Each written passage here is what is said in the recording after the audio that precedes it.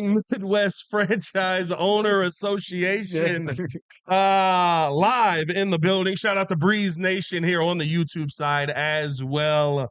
Boys, we had a live event right now. The pettiest man alive, Mr. P Kid. Of course, the super producer, Joel Hope, the designer, back at it again. We are here for the Midwest Franchise Owners Association 9th annual golf event. We got, hold on, Joe. Hold on. We got. Oh, he got soundboard, Joe. Joe was so mad. He was like, I'm on my soundboard. We've got a soundboard, Joe. Listen, it's an honor to be here. It's great to be here live as well on the YouTube side. And we got a lot to get into on today's episode. 2-hour show today. That's right, Joe. Finally enough time in the show for Kid to get his point across. So now I'm Charles Barkley. You kind of Barkley with it sometimes. Me. Cool. You know what? Don't interrupt me then. I will say this. Listen, it's a pleasure to be out here. Love being here for a golf event. First golf of the year for me. I don't know if you've played golf this year at all. Not You get any rounds in this year at all? Not yet. Not yet. I have my club, so I'm ready. Listen, I got to tell you this, and 100% honest. It's sitting between Kid and Joel here. Golf clothes don't always fit you the best way when you're getting ready in the morning, right? You went polo, right? I'm just fat. Kid's out here. He's got the gun show going. He's like, you have to wear the gym, man. You have to wear a collared shirt too. You gotta wear a collared shirt. I'm a big believer in you gotta wear a collared shirt. You have to look the part. You gotta look the part. You have to look the part. Chris is like, nice hat, Joe. Look really nice in navy and orange. Yeah. You have old Crimson in the mail. Since last football season. Hey, Joe, don't feel bad. I feel bad. Don Burr still ain't got that jersey. Man, Lord Crimson. All of the time span that I was supposed to be Don Burr's jersey. Listen, we got a lot to get into on today's episode. We're here live at the Midwest Franchise Owners Golf Association, man. 9th annual golf event. Having a great time here. We got to talk Bears. Got to talk a little bit of Of course. Had to produce. Of course. Right as soon as your boy went, I was watching it happen. That's the best part. I was watching it happen. We got to talk a little bit of Bears, of course. We got to talk some Bulls here. And we got to talk a little NBA Finals. That's right, Kid. Cuba. That's right, Kid. Make yourself useful for your boy. Oh, yeah, tighten that down there, and then don't walk away. Don't walk away, Kid. All that and more on today's episode. Hit that like button, subscribe to the page, leave a 5-star review. Y'all know what to do. Y'all know what to do. He put it in the clip. I like letting the awkwardness just sit here for a second. Just put it on top. You're in the bottom. You're on the bottom. Put it right over the. You got to put. There you go. There you go. No, you didn't. No, you didn't. That's to a great start, boys. Yeah. We're off to a phenomenal. Anyways, matter of fact, why don't we check in? We already got 41 people live at the moment. Yeah, let's check in. Where is everybody? Because we are worldwide. I saw Germany in the building. I see Pterodactyl Pops in the building. Lord Crimson, we know Seattle's in the building. Pterodactyl Pops, Bears Junkie, 33 Hall of Fame in the building. Brandon Green in the building. Brother George. X-Ray 6430, Princeton Mob in the building. Who else we got? Larry's Bird. I like that one. Larry's Bird. Twizzle 83 in the building saying, what up, Bear Nation, Bear down. We got downtown Houston in traffic with Markel Gregory. What's going on, guys? So hopefully we got some of these technical difficulties as we got everything set up, ready to go. We'll see. Listen, that's the gamble you play with the plastic table. You know what I mean? We got Pops in the building, North Chicago in the building. In the building. Shout out to that. Sony in the building. Hey man, appreciate y'all, like I said, for tuning in and showing love as always, man. Hit that like button, subscribe to the page, leave a 5-star review. Y'all know what to do. Let's try and get this show back on track as we just got things started. Hey, Mikey Day's like, new studio. Oh, yeah, it's Mikey Day. New studio. A lot of space. Very airy. Yes. Man, we're having a great time. Midnight. Listen, boys, day one of OTAs cracking off today. I think this is the, when you talk about fun times, when you talk about, football season is going to be back here really soon. Day one of OTAs getting started today as the Bears getting themselves going. I think it's a great time to do a good little temperature check, right? Like as we're coming into the season. I'm not saying give me a record prediction. I'm not saying Super Bowl or bust. I know you do. I got 15-3. That's where Joel's always at. I'm not saying to give me a record prediction just now, but when you take the temperature of this team coming into OTAs, where are you as a fan of the team right now? Are you living on like, hey, it kind of should be Super Bowl or bust mentally here. It kind of should be deep playoff run no matter what. Or you look at, I gave the stat here. Adam Amin said it when we had him on for an interview. And since the Atlanta Falcons lost 23-8, I'm sorry, gave the 28-3 lead. That is the last time a team that went from middling schedule to first place schedule went into the playoffs and won a playoff game. So it is not an easy feat that the Chicago Bears are looking to overcome here. It is not an easy thing to say, oh, just go out there and, yeah, it doesn't matter what your schedule is, you find a way to win. Predicting more than 3 wins in the division is not an easy thing to say right now with where the division is at. When you look at where this team is at right now, how are you feeling coming in? Do you feel like this is the highest of highs, or like, all right, let's breathe a little bit on this? I think because we have a quarterback, we have a competitive team now. I don't look at it like, I know I joke with the 14-3, but it just means that I don't look at opponents anymore to the point of like guaranteed losses because we don't have That is the quarterback. true. Like it's usually some type of gimmick that you need to beat this team. You might have a good day. That team had a bad day. It's different when you got a quarterback that if he actually is, progressing, I look at it as a situation of him, like, I'm not scared of anybody on the record. I had to give losses based off circumstance, but it's more based on like, I'm not really scared of anybody that we're facing. Are we really scared of Green Bay? Are we scared of Minnesota? I mean, Minnesota different. Kyler Gordon makes it Minnesota than I am Green Bay, and that might Kyler sound Gordon crazy. with KOC is a problem. But my point is that we're competitive. Kyler Murray, my fault. You and Kyler Gordon. Kyler Gordon, we'll talk about him today as well. Dilly. It's midnight in Japan, by the way. There's juice in that cup, it's right? Midnight in Japan. Shout out to Brandon Green. Brandon Green. It's midnight in Japan. So the point is that I look at this, that we can be a competitive team, because just like what happened last year, there's teams that we beat that we did not expect them to beat. But a lot of that was the cardiac bear stuff. Sometimes the defense came through. Sometimes the quarterback came through. But this is a new era of Bears football that we should be able, if Caleb is able to actually break down defenses, if he can make those easy throws, then we're in a good position. Easy the little underneath, the little seam. I mean, all that little stuff that we want him to do. We should be in a good spot. It's called doing a show outside. Sometimes you got to swat a bug that won't leave your face alone. What are your thoughts, kid? The homer in you is always going to say, 100%. Home playoffs are buzz. We're going to the Super Bowl. I think our desire as a city to experience that again, to have that elation behind a winning team, sometimes crowds out the fact, like you mentioned, it is freaking hard to do. It's hard to have a deep playoff run, and not every year does the best team win. How many years has San Francisco on paper and even record-wise been the best team in football, but how many Super Bowls did they walk away with? Yeah. So I think it's very like tongue-in-cheek to sit there and say it has to be playoff or bust. I think that's just us just wanting as fans to have success and to experience that. I really think you have to let the season play out. I will say there are teams we should beat. We should beat Miami. We don't even know who their quarterback is. We should beat Miami.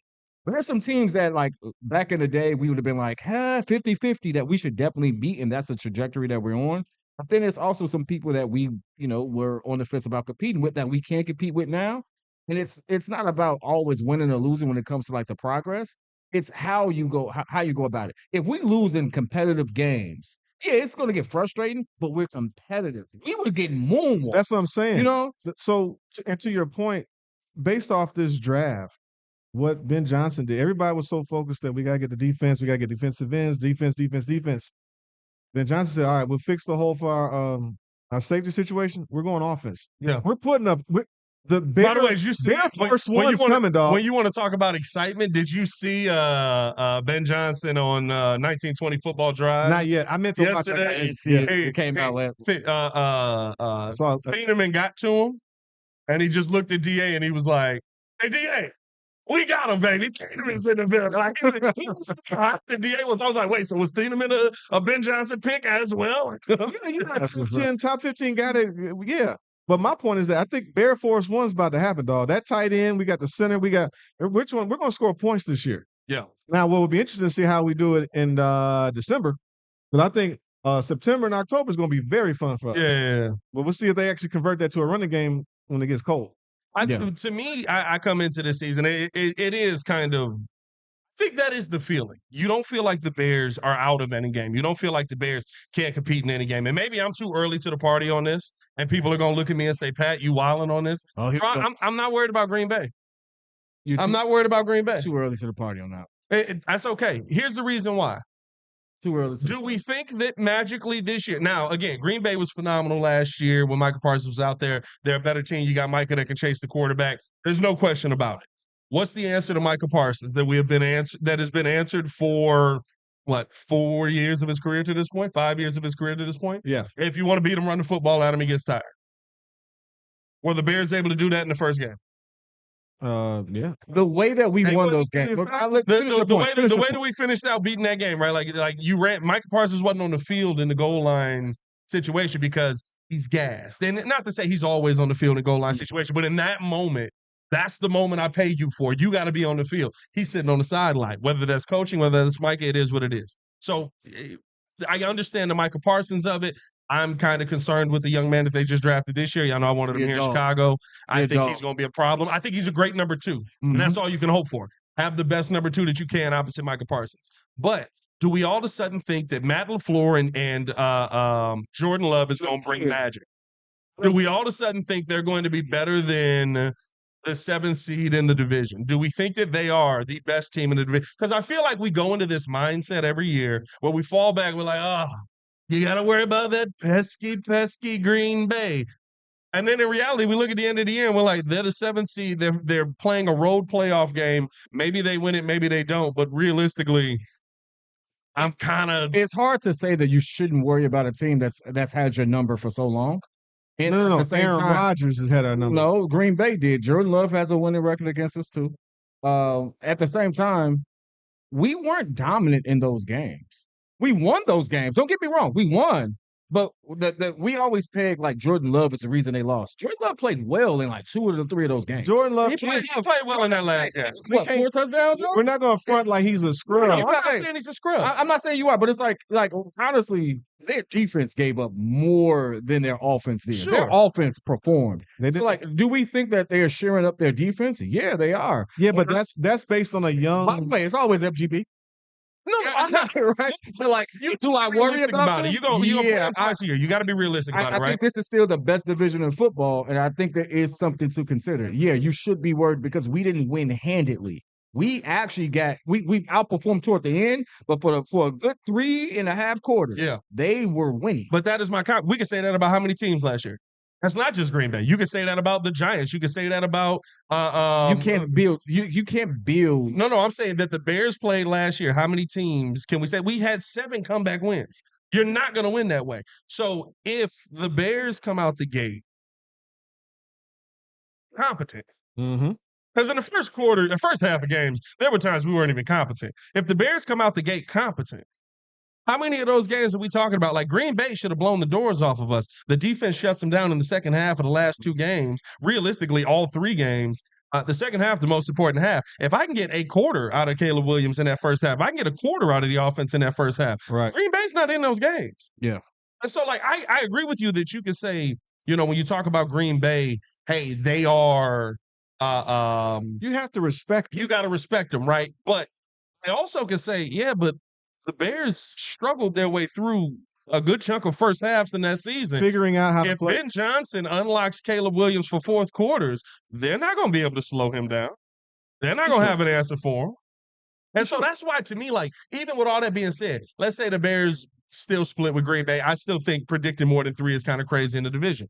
Even if the Bears split with Green Bay, you're still talking about, is Matt LaFleur and Jordan Love, that combination, all of a sudden magically going to be better than what they have been the past 4 years? Usually when people show you who they are, believe them. Hey, are the Cowboys going to win the Super Bowl this year? I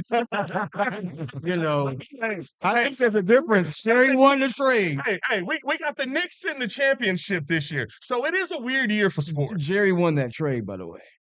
Yeah, Jerry won the Micah trade? Yes, he did. Yeah, he did. Yes, Probably. I mean, you don't. Anytime you're not paying the star level player and then he gets hurt, and you're they, gonna say that he's Yeah, but he winning. was a the way they one-dimensional pick, though. retooled and the picks they got and what they used those picks to get. Yeah, no, Jerry. No, they won that trade, dog. That's a good trade. Yeah, Jerry, hey, listen, Jerry did his bit. they got some. I ain't Is gonna lie. a They got and some they dogs and they got over there. Donovan Izuriku who was showing. Hey, Here's the he thing, got some right? dogs We over there. said So we are the say all of Cowboys this. gonna win? But we say all of this, and the Cowboys still aren't going to win a Super Bowl this year. You know what I The mean? Cowboys are the Green Bay of their division. But I think there's a difference of being relevant and versus just being an also ran team. I look at the Bears as moving into the top tier of being a relevant team. Like as long as you're in the playoffs, you have a chance. Yes. Versus They weren't a relevant team. what are you doing here? Or a flash in the pan. We've been flash in the pan once or twice, but not a consistent football team. Yeah. So now you got a real coach. We got a quarterback. Like the whole thing of Green Bay dominating us is because guess what? They've had stability at the quarterback for over 30 years. We have not had that. We don't even. This is like Haley's Comet for us to see even have a quarterback come back after year 2 With continuity. with continuity. Insane. So I look at it that we could compete with anybody, and there's a good chance they could do quite well. So I'm not scared of anybody coming in this year. But in years past, oh my God, if Baltimore, you talking about Ray Lewis and them came into town, automatic loss. I remember when Ricky Williams came over here from Miami, running over everybody, lost. Peyton Manning coming, lost. Drew Brees, lost. Like You got generational trauma. Dude, I've seen it. Like we've seen it for years. But even a top defense that comes in, our quarterback can't do nothing about it. Yeah.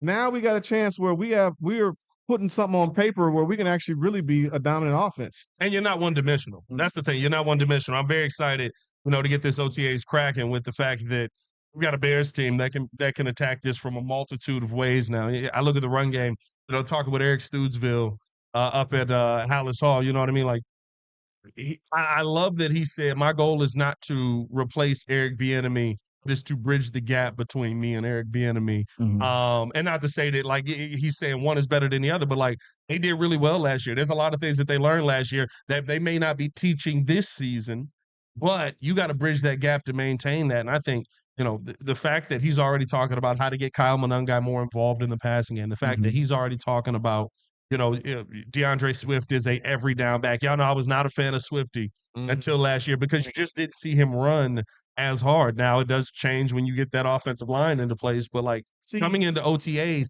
that's the part for me. Maybe again, naive on my part, right? I expect Caleb Williams to come out there and be better. Yep. My expectation is Ben Johnson improves, Caleb Williams improves, this passing game improves. Can the run game improve? That's going to be the most important thing to me for this Bears this season. Is going to be the thing that I think you're probably talking about the most when OTAs is all said and done. Yeah. No, I think it's just nice to know that, one, the Bears realize you got to spend some money to get the best talent in the building. Yeah. And obviously it shows when you pay for the talent. You got to draft the quarterback. You got to get into the modern NFL. So just to finally get out of your own way. It's funny, like, because see, like we go back and forth about this running back stuff, right? And it's like Swift to me is exactly what you're talking about. He's only as good as offensive line to me. Sure. It's like, I want every down back that. So one, I wanted to get out from a scheming situation where, well, if that running back's in, they're going to do that. And so if we can get a guy that's an every down back, I think that's what Swifty became last year. No, but that's what I'm saying. Yeah. He's at least an every down but back. But he became that because of the offensive line. But he, like, my point was if you could get the upper echelon of a running back, if it was my guy like Jeremiah Love, or if it was to get my boy out in Atlanta, or a Saquon, that type of, he's a next level type of guy versus a middling kind of a good back, 1,000-yard rushing running back. Those are kind of the dime a dozen guys that you talk about now overpaying. Let's get to some of the big storylines coming to OTAs. We're live here at the Midwest Franchise Owner Association 9th annual golf event. Hey, we'll see of the three of us. We got to ask. We got a few guests that are going to be coming on today as well to talk about the event, talk about some people associated with the event and things like that. But of the three of us, who do y'all think is going to hit them the best today? I think you're probably have the best driver. That's terrible. Today, I think short game. I'm very confident in my short game though. Are you? Yeah. I'm really good with my Write your own joke there. I'm really So I just got counted out all the way, huh? Hey, listen. He does not believe in you at all. He said, I got the line game. Nothing. I was like, Short game. I'm just sitting over here. Hey, Joe, you play golf. I got the shoes. I got the clubs. I got everything. Joe, I'm ready to go. You are the guy that shows up. guy that comes with the full Jordan. I got it. Jordan fit. I almost had the red shirt. I got the red Nike. Comes up. My daughter said, "No, Dad, you're gonna look like a State Farm rep." He did call me last night. He was like, I got the fit laid out, man. I got the shoes ready to go. And his daughter was like, you look like a State Farm agent. Yeah, State Farm, we need a sponsor. Shout out to her. But she's like, he's gonna be Joel from State Farm. Hey, let's talk about some of these biggest storylines of the game, man. Hit that like button if you have not done so. Subscribe to the page, leave a 5-star review. Y'all know what to do. If you are here, this is the Windy City Breeze. We will have more banners and things like that in the future as we do these events more often. You don't realize how blank it is here until you look at the screen. Yeah. And you're here. Yeah, exactly. Yeah, Probably Zoom. hey, they was trying to tax on that step and repeat. I wasn't going. I was like, how much is it for today? They were like $25. Like, how much is it for if I get it done like this week? They were like, we're gonna need $250 out of you. I was like, $250. It's turned into a times 10 parlay. Either way, some of the biggest storylines, I think the biggest storyline, and we have talked about on the show, but going into OTAs here, Kyler Gordon injury concerns.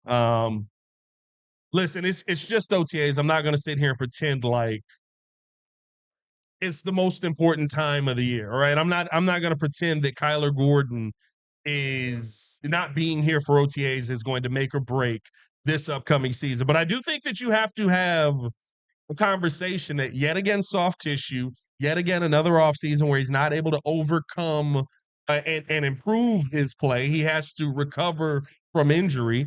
Yet again, another offseason where you were talking about him. DA spoke on him as if he was the guy that makes this defense go. This is the NFL. Mm-hmm. If you're 2 seasons in and you're not the guy, I will go out and find the guy. Yeah. I will go out and replace. And I told y'all before it happened, I told Breeze Nation before we had this offseason of moves. Your favorite Chicago Bear may not be your favorite Chicago Bear. Yeah. Kyler Gordon kind of slid into that spot that Jaquan Brisker had for me because I'm like, well, listen, what he's going to be in this defense is going to be ridiculous. Yeah. Is it?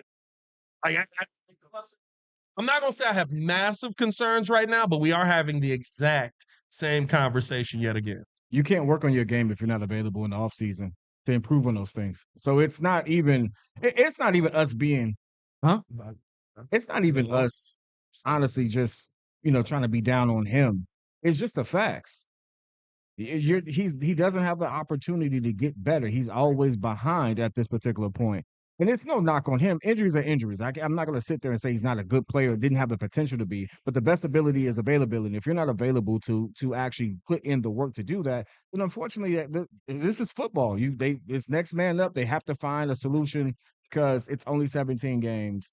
They have to find somebody to fill that. So I wish him the best, but I don't see him on the team much longer. Roddy B said, I have massive concerns. Gordon is injury prone. Brother George said it's important to Ben.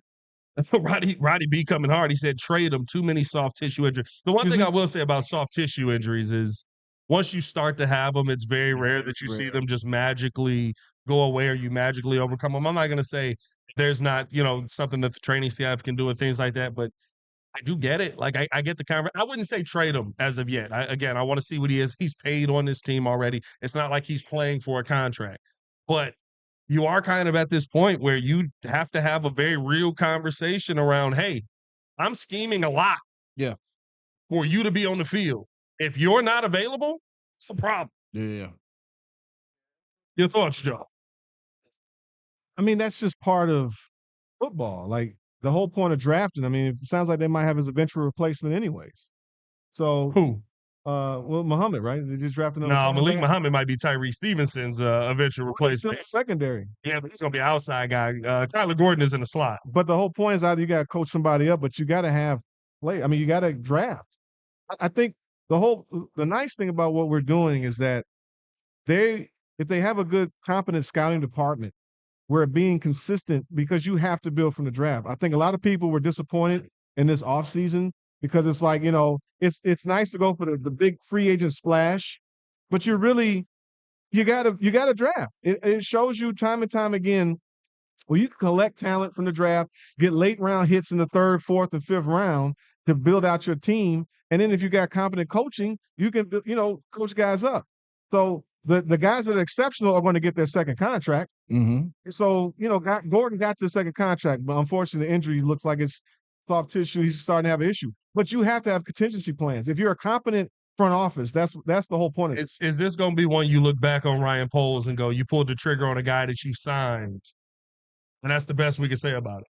I mean, like, is this you did what you're supposed to Tariq do. Cohen of Ryan Poles' career, where it's like you wanted to pay? No, that's different. You wanted to pay your guys that showed you something. Tariq Cohen had a better career. I think Tariq Gordon is arguably a top slot corner in football. Yeah, Kyler was actually doing his thing. Like Tariq Gordon is a phenomenal football player. Tariq had flashes of greatness, and they kept rewarding him on the flashes of greatness. And it's like he's 5'2", and he ripped his dang core muscles out. Yeah. And hopefully he comes back. But you felt they kind of treated him like Jason Williams with Paxson back in the day. He got the injury. We took care of him, paid him. Yeah. Probably shouldn't have paid him. With Tariq, But hey, they looked out for him. I mean, it is what it is. But at the end of the day, you still got to. It's a dog-eat-dog business. And you're only as good. Every snap counts. So if a guy gets hurt, I mean, there's potential to get hurt every time they play ball. But do you have enough guys in the cupboard that can replace this? Yeah, but it's different when it's, like how DA talks about Kyler Gordon. That's why it's a concern to me. He don't talk about him as a guy. He talks about him as the guy. Is that just like coach this speak? Defense works? Is that just coach speak to somebody you already paid? Not when you show up and it's like, what do you see? I remember we talked to him last year and was like, what do you see here that you feel like really works in your defense? And the first name he said, Kyler Gordon, speed he shows, how he's able to get off of the edge, how he is in coverage. And like you saw, the defense was, I'm not going to say it was good, right? But it was solid enough when Kyler was out there because you could put him in coverage, you could put him on the line, you could get to the quarterback, right? You could create that pressure. When Kyler wasn't out there, that defense was done until they went out and got CJ, and then all of a sudden you were able to kind of create that pressure again. So like, I think, again, you're having a conversation coming into OTAs, not about a guy, but how DA talks about him. He is the guy of this defense right now. That's good. I mean, that's good. I'm not necessarily trying to say everybody's expendable, but the whole point is that football injuries is a reality in life. And so it's hard to just pin everybody, pin all your hopes on one person. Like, obviously, even with Caleb Williams, our season's pretty much shot if he ever gets hurt. We don't want that to ever happen. But if you can coach up and have good players in the background, and sometimes you may be able to hit on one or two of them. So is the acquisition of Bryant, Thieneman, how we can move them around because they can play both, does that really sully this conversation? Like Thieneman might. Thieneman's fast. I think the conversation you're having now is that you're starting to see DA get his guys. Right, last year he coached Fluce's defense to the best of his ability. The DA gets his guys. DA this year is getting his guys. Brother George is like, Kyler Gordon was a ballerina, correct? Get rid of him. We need football players. But I'm just saying though, like so was Lynn Swan. So was Randy Moss. Randy did dance for his feet. Oh, well, that's different. That's on purpose. Yeah, no, that's why Kyler Gordon does it. It's fine. It was a joke. It was a joke. Hey, listen, I look at it and I'm kind of just like, I think that's one of the bigger stories of camp that you have to talk about because if he's not out there, you're gonna be. I think in a different world. You want to stick with the cute story or the coming off 11 or the way doing these in order? Or how? It's a framework, Joe. No, I didn't know because I'm sitting there looking like, wait a minute. It's a framework. Just to wrap this up, though, I think the fact that we were able to have success without him and we were able to plug in and get people to help us get those takeaways. We led the league in takeaways. Yeah. Oh, you over there. That kind of shows that we have the coaching staff that's capable of doing it, whether he's there or not. And that ultimately just spells, that's not good news for him because, when you're the linchpin behind something and you're that important, then, yeah, you get the multiple bites at the apple. But we found success without him. And so I'm not – he doesn't make or break this team for me. Yeah. Go ahead. Hey. You can No. finish your point. Oh, no. Everybody stopped. It was like, hey, no, I finished the point. He doesn't make or break the team for me. He does. Oh, okay. Well, we'll see what ends up happening. Listen, we're gonna keep this thing moving along. Appreciate y'all for tuning in and showing love. As always, hit that like button, subscribe to the page, leave a 5-star review. Y'all know what to do. We're gonna invite in. What do Shannon say on Club Shay? Said the curator of this fine event, Galiz Son. Man, some people call her G. I call her G. Y'all don't call her G. Y'all relax out there. And get some of her takes on it. G, what's going on? How are you? Hold on. Unmuted. Had to do it. I had to do it. Kat finally unmuted me. Is she in the frame? Let's double check. She should be in the frame. Yeah, we got her. We got her. Yeah. Boom. Good, Perfect. We can hear you. We can see you. Yeah. Thank you for having us out to this amazing event. It's starting to get underway. I'm so happy you guys are here. Thank you for coming. This is the 9th annual golf event of this style. I want you to start here. How has this grown over the years for you? Well, I've been doing this for 18 years. So we've had our charity golf outing at many different facilities, but we've been here, I think, for now 6 years. The Midwest FOA has been doing charity golf outings for 14 years. So between Top Golf or at a course, we've been supporting Lurie Children's and Children's Miracle Network. So we're just so happy to be here in a little different space today in the Woodside Pavilion at Cantini. They've got some construction going on, but we've been making it work. And just so happy that you guys could join us. Really a pleasure to have you guys here talking sports and golf a little bit. Got you. We'll see how you swing today, Pat. See, this is the problem. She's seen me go at my worst, and I'm here to tell you, G, It didn't get better. it ain't better. I asked this question earlier. Of us three, and you've seen me swing, Right. who do you think has the best chance of having a good day out here? I think me. Dang it! Man. Yes. Well done. Well done. Yeah, No, G hit some straight. So I couldn't tell. I wouldn't know. I'll have to Just ride based and off check of it the out. appearance, does he look like he got it a little bit? He doesn't look so confident this morning. I think Shots have been fired. Well, listen, we're here talking football. We're here, for the event, of course. When you look at, because I love getting your sports takes on different things, when you look at this upcoming season, OTAs is here. Bears coming off 11 wins. I said this when we had you on. You were the first person to text me Right. anytime something happened. Like, I'd be at Fox and I'd have 15 messages from G. What are your expectations for this upcoming season? Kind of like I said it before, we've got a great team ahead, and we just really want to make sure that we, make camp goes well, preseason goes well, and they just really kick it off. And Caleb comes out as a true leader. That's going to be the fun part about this. I think when you look at, this upcoming season, 11 wins last year, are you expecting more? I am expecting more. I think there's a good chance that we maybe get that 12 or 13. Even though we got a first place schedule? Even though we got that first place schedule, I think it's going to be a little tougher, G. It might just be good luck for us this year. By the way, G, you have fans in the chat that say you're about to dominate on the golf course, by the way. Oh, thank you. Thank you. No, this is the best part about when we had her on the last time, right? Like, literally, she left and people were like, "Is she a regular? Are we adding her to the show?" Because she was phenomenal. Like, you're so natural in this. You're natural in setting these events up. Was this always something that you kind of saw yourself transitioning towards and running? Because I see you out here. Can you breathe now also? I can breathe now. I had a small little mimosa earlier. That'll do it. Everyone's starting to come in. We've got check-in. We've got great volunteers from Lurie Children's as well. We've got lunch, and then we'll have a helicopter ball drop at the end of the day.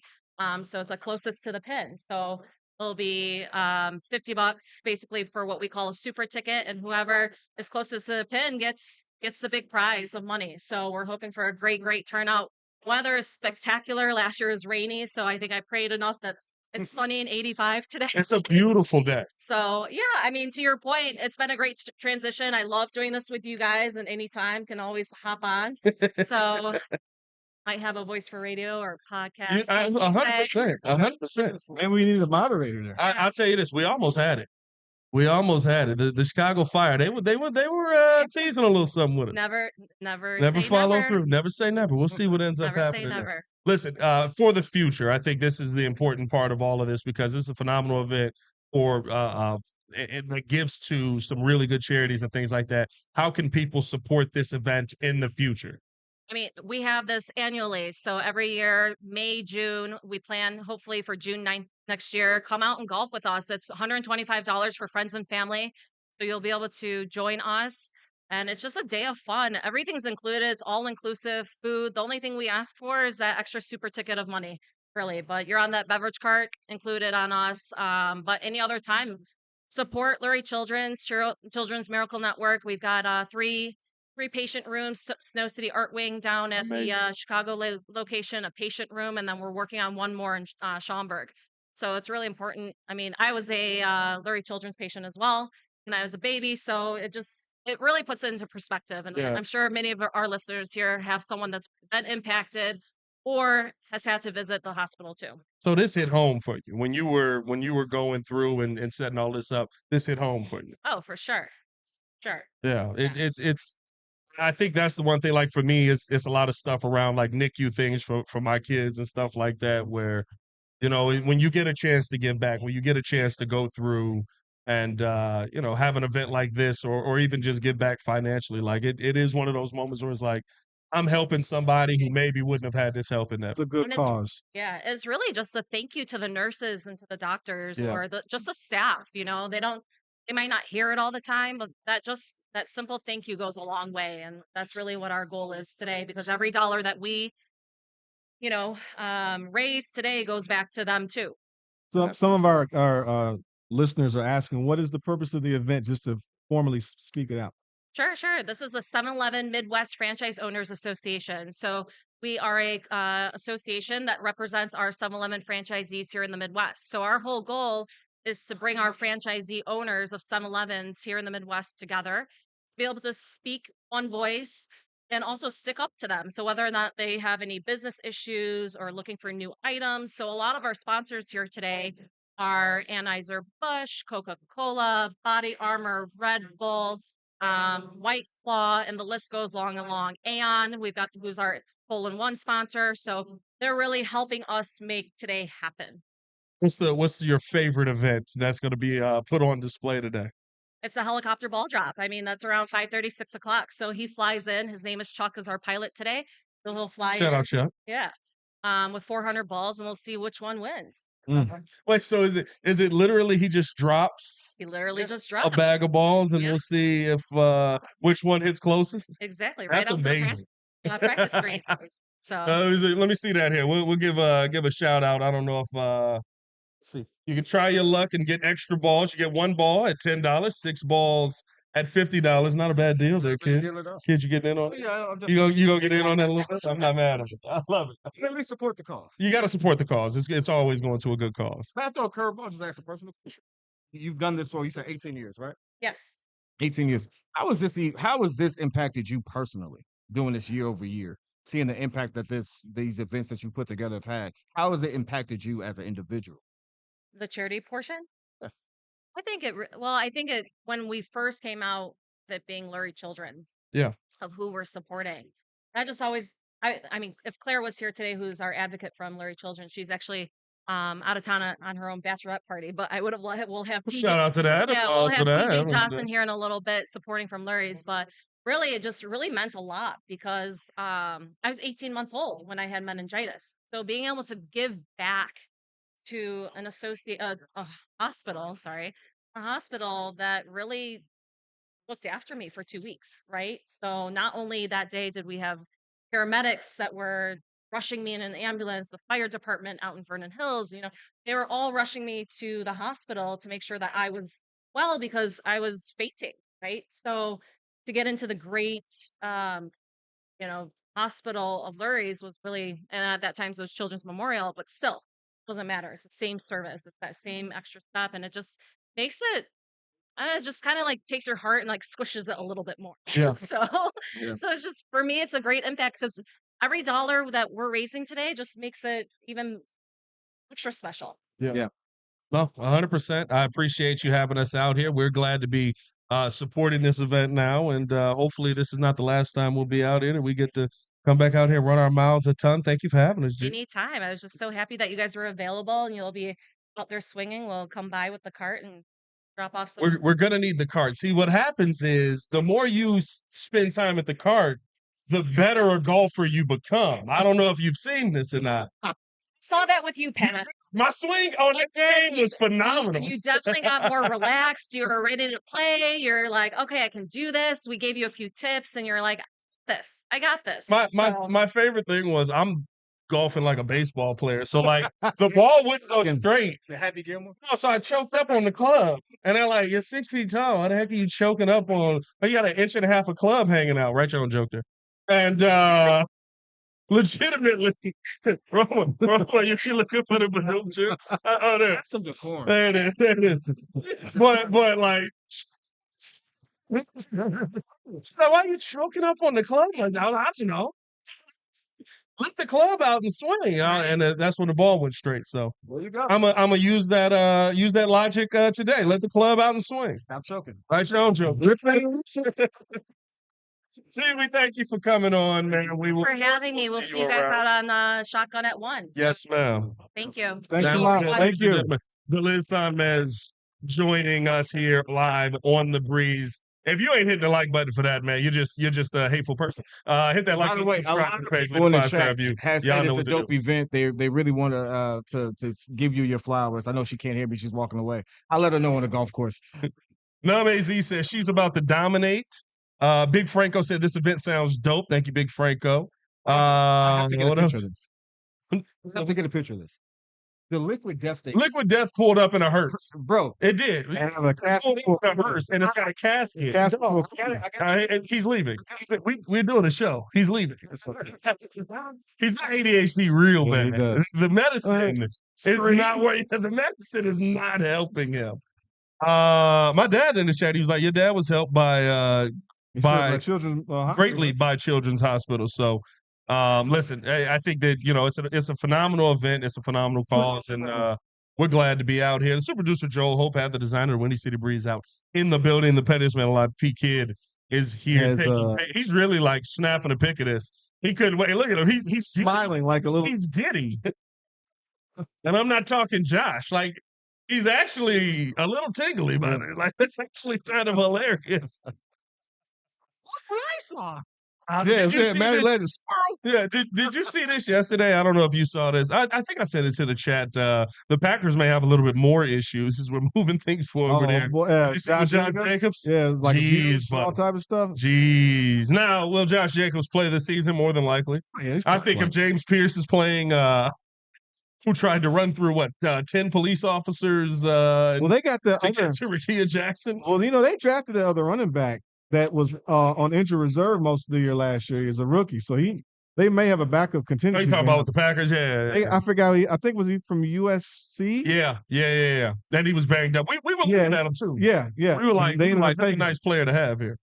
I mean, but look, at the end of the day, I mean, you definitely have to worry about anybody that comes that's on the schedule, each week. But I just feel better that we actually look like we have a competitive squad regardless, and we have a shot to win every week. We asked G the question. We got to get into it when you talk about wins, right? Like, let me ask you this from a expectation versus disappointment standpoint. When you look at sealing the floor of this team, if this Bears team came in and didn't find a way to win 11 games this year, maybe they win 10, maybe they win 9.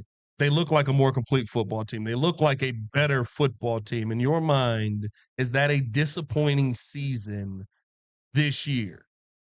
If you're getting 4 quarters of Caleb Williams looking like he looked in the fourth, but you just lost some tough games, is that a disappointing season this season for you? I'm going to have to say yes, because first of all, we won the division. So I'd rather us own the division moving forward. So technically the standard's been set. Outside of getting to one game before the NFC Championship, you have a quarterback that's ascending. They actually peaked too early, in my opinion. None of us thought they would get as far as they got this year. We figured they would be competitive, but no one said, "Oh yeah, they're going to go all the way. They need to go to the Super Bowl." So now moving forward, it's like the expectations are set that you should at least be a double-digit win season and compete. If you get to the NFC Championship and then lose, okay, because you went one step further. But the idea is you're now in the championship contender range versus a playoff contender range.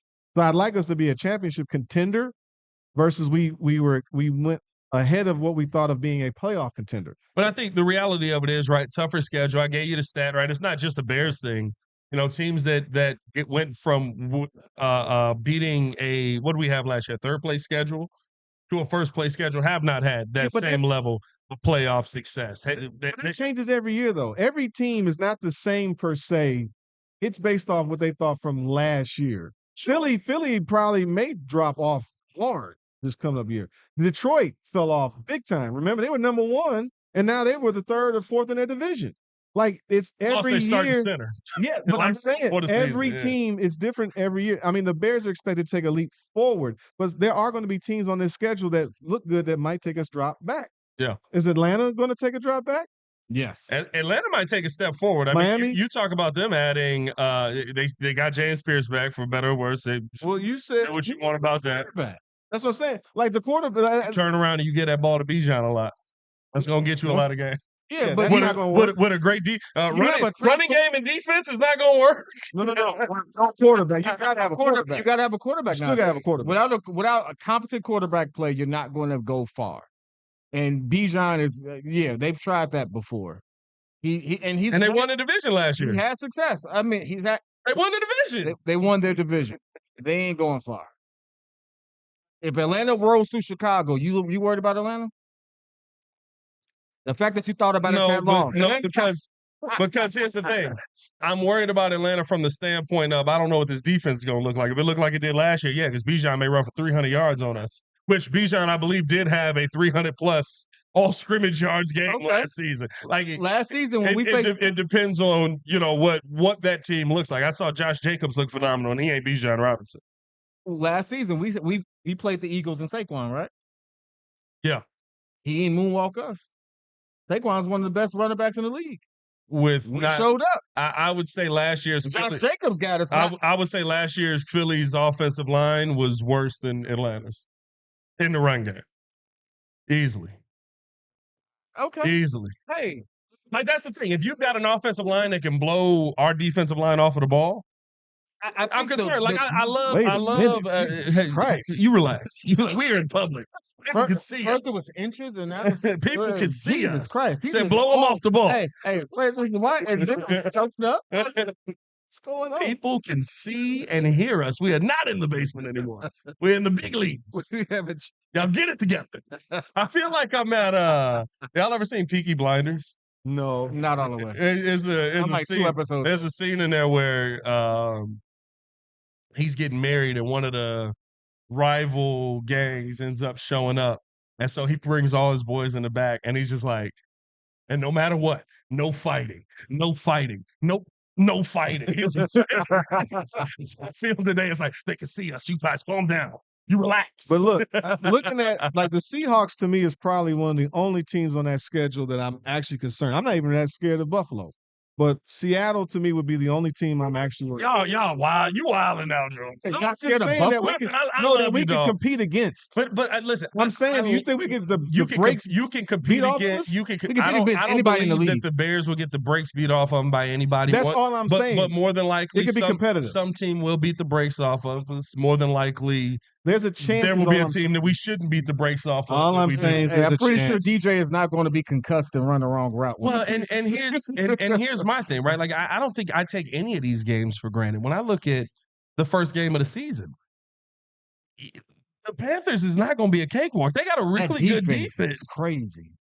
Now, can you get over Bryce Young? Can you get to Bryce Young? Yeah, at certain points, right, he's probably going to end up making a mistake. But you can't say that's a gimme game. That was a playoff team last year. That was a team that went toe-to-toe with the same teams that you went toe-to-toe with in the playoffs. Twice, yeah. It's not like it was a one-time fluke versus the Rams. They did it during the season. Then they did it again when in the playoffs. And it was it was a good game. We were literally sitting there going, we're going to play the Panthers. Oh, snap. I'm very excited. We might play the Panthers. Yeah. We need to adjust your mics. Your mics is just cutting all you guys' face off. We just shifted over and then. Don't move it too much. Well, actually, yeah, go like that. There you go. We got to talk into him, Joe. I know you got to talk to him. Yeah. I ain't worried about it that much. No, listen, at the end of the day, like I don't think I take any of the games on this schedule for granted. I don't take any of the games on this schedule and say they're gimmies.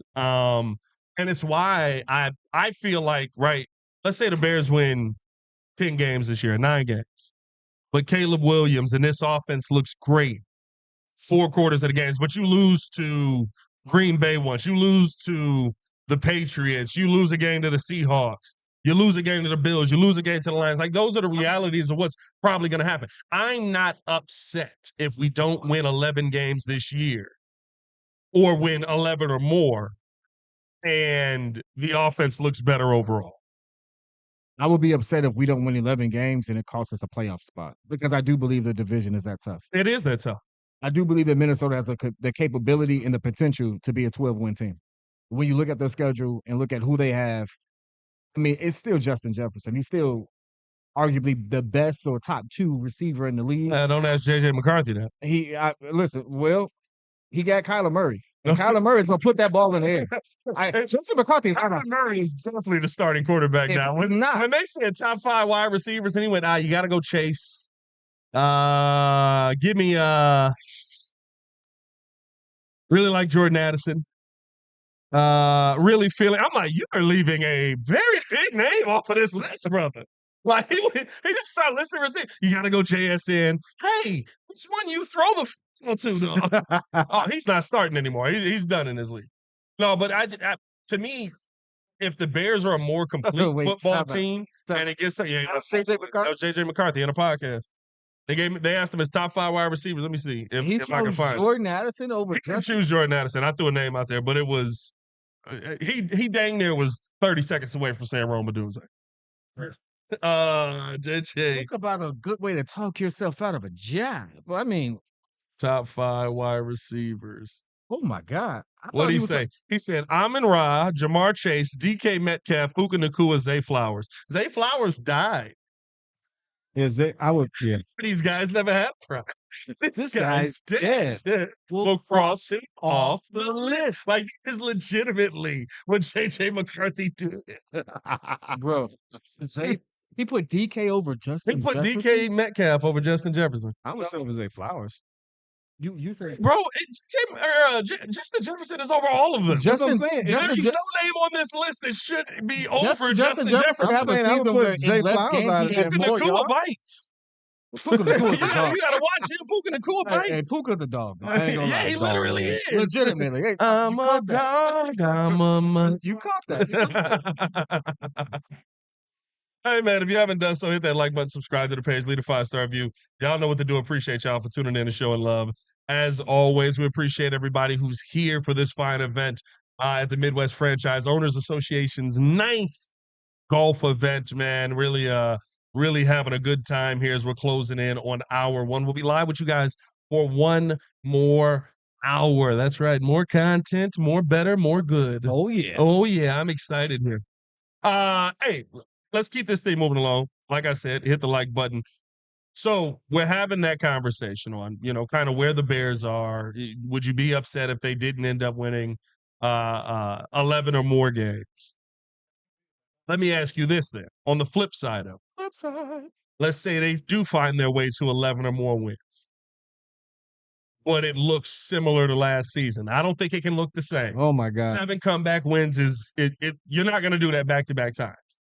But it looks, you find your way into these wins. You find your way to be competitive in the end of third quarter, going into the fourth quarter, and you win these games. Are you more happy in that situation? Because I don't think that I am. I don't think that I am. I feel like if you're not, context matters. Yeah, but I think here's the thing. How about Even this? with the context. How about this? If you have those comeback wins, now I'm sitting here saying, well, your coaching staff, everything we talked about, everything we hyped up in the offseason, not to say you shouldn't have some of them.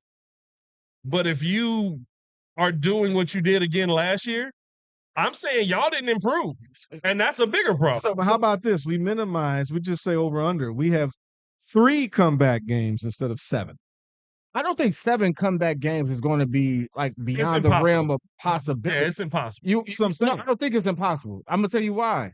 Because the metric of what we consider a comeback game has changed.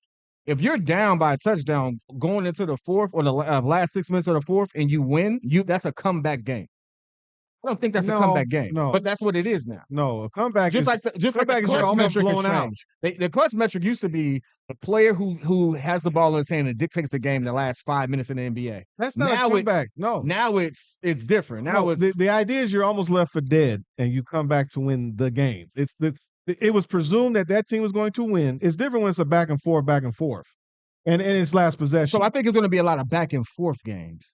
Like I think that's football. Which would be better. That's Which would be normal better. football though. But some people would be like, "Well, you were down going into the fourth, and then all of a sudden you have to have this last second drive." Yeah, but if you're that's down back 3 and forth football. touchdowns and But yeah, down multiple scores and then winning. I don't think that's going to happen. But I do think we're going to have a lot of close games because I do think the rest of the league got better, just like we did. I do think the division got better. Which The only team I don't think got better was is the which Vikings. scenario would you rather have? Would you rather have better team but you win less games, or still a team that can turn the flashes on when they got it and you win more games? how about this though? Better team. I would rather have a team that has more flashes because I'm gonna be honest with you. No matter what we say, we talk about them in high regard because of how it looks in hindsight. But the Chiefs were a team that had a lot of games where you're like, they're getting the doors blown off of them, and then they won. Well, they did that for like 4 seasons. Well, no, No, they did it for one a season. season. A And season. then that next year, they couldn't But replicate it. what that was More called, times than not, you're not going to be able to replicate that. and that's called competent quarterback play Out of the too. 4 rings he has, 3 No, of that's them come called from behind wins. that's called godly quarterback. That's play. what I'm saying. He's never led at halftime at a Super Bowl. But the difference is Never.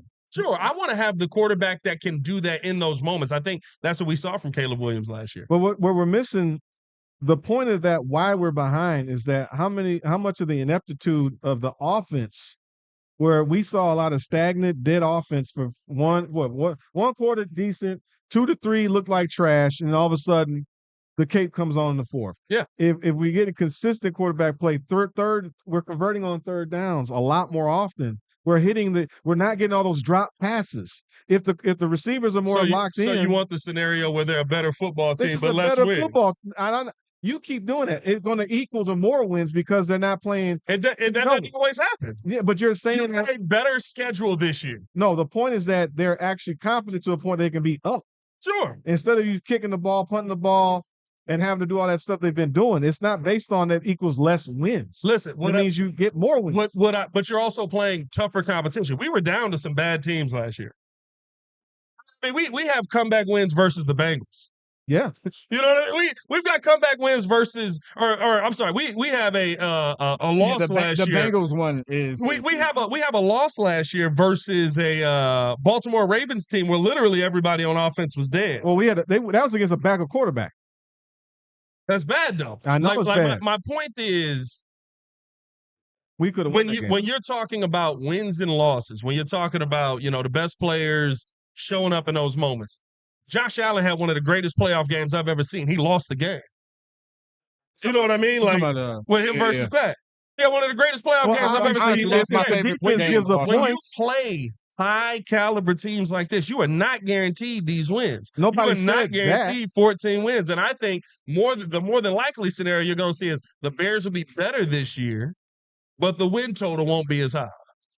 I would say that it could be better in the sense that a quarterback 11-6. 11 wins. Yeah. The win total cannot be as high if we get 10 wins. The win total cannot be as high if we get 9 wins. Yeah, 9 wins. We're not in the playoffs. I don't think we're in the Depends on what playoffs the this year. division look like. If it's 9 wins, but it's because y'all were beating each other to death, you got 9 wins and you were beating each other to death.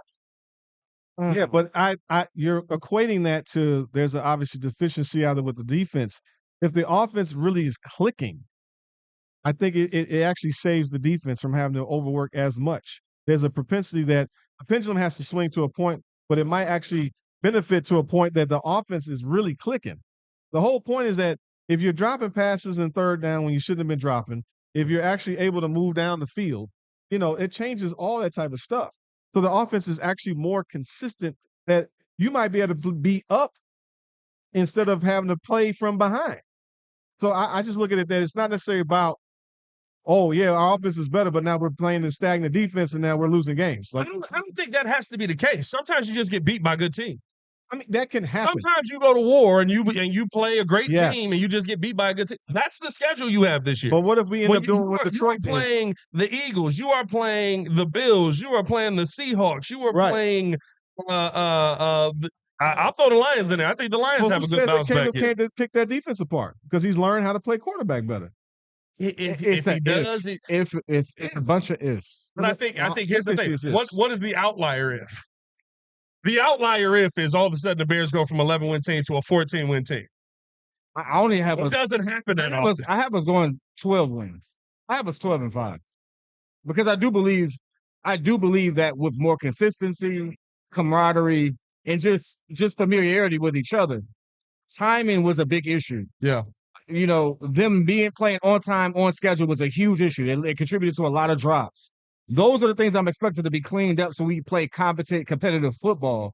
But I'm yielding to the fact that there are teams that I still believe are better than us or have more experience. Yeah. I think the Bills, even if they have top to bottom, you know, we can say we compete. Josh Allen is still a better quarterback than Caleb Williams. That level of professionalism that he brings and the elite play that he brings is going to give him the edge to me. As we have another guest coming on. So let's say with that, right? Let's say with that where this team, let's say with that where this team is at, right? Like the Bills more experience. Yep. Are they sweeping anybody in the division in your opinion? The Bills? No, the Bears. Are the Bears sweeping anybody in your opinion? No. Oh, okay. No. So that's 4 losses right there. So now you start looking through the rest of the schedule. I got the Seahawks as a loss. That's 5 losses right there. That's my 12-5. And there's probably going to be one that we like. There's probably one that we like. They should cakewalk that. That we're going to be sitting there like, no, we lose. I take that back. I had us sweeping. I did have a sweep. I had a sweep in Detroit. I had a sweep in Detroit, and then I think we Detroit lost. And that had a trap game against the Panthers. Yeah, kick ass at 12-5. See, I think a loss with Detroit with a 4th place schedule is going to be an absolute problem this season. Hey, we're going to keep this thing moving along, man. Let us know how you guys feel down in the comments below. Hit that like button. Subscribe to the page. Leave a 5-star review. Y'all know what to do. Our representative from Lurie Children Hospital is here to join the show with us. Come on in.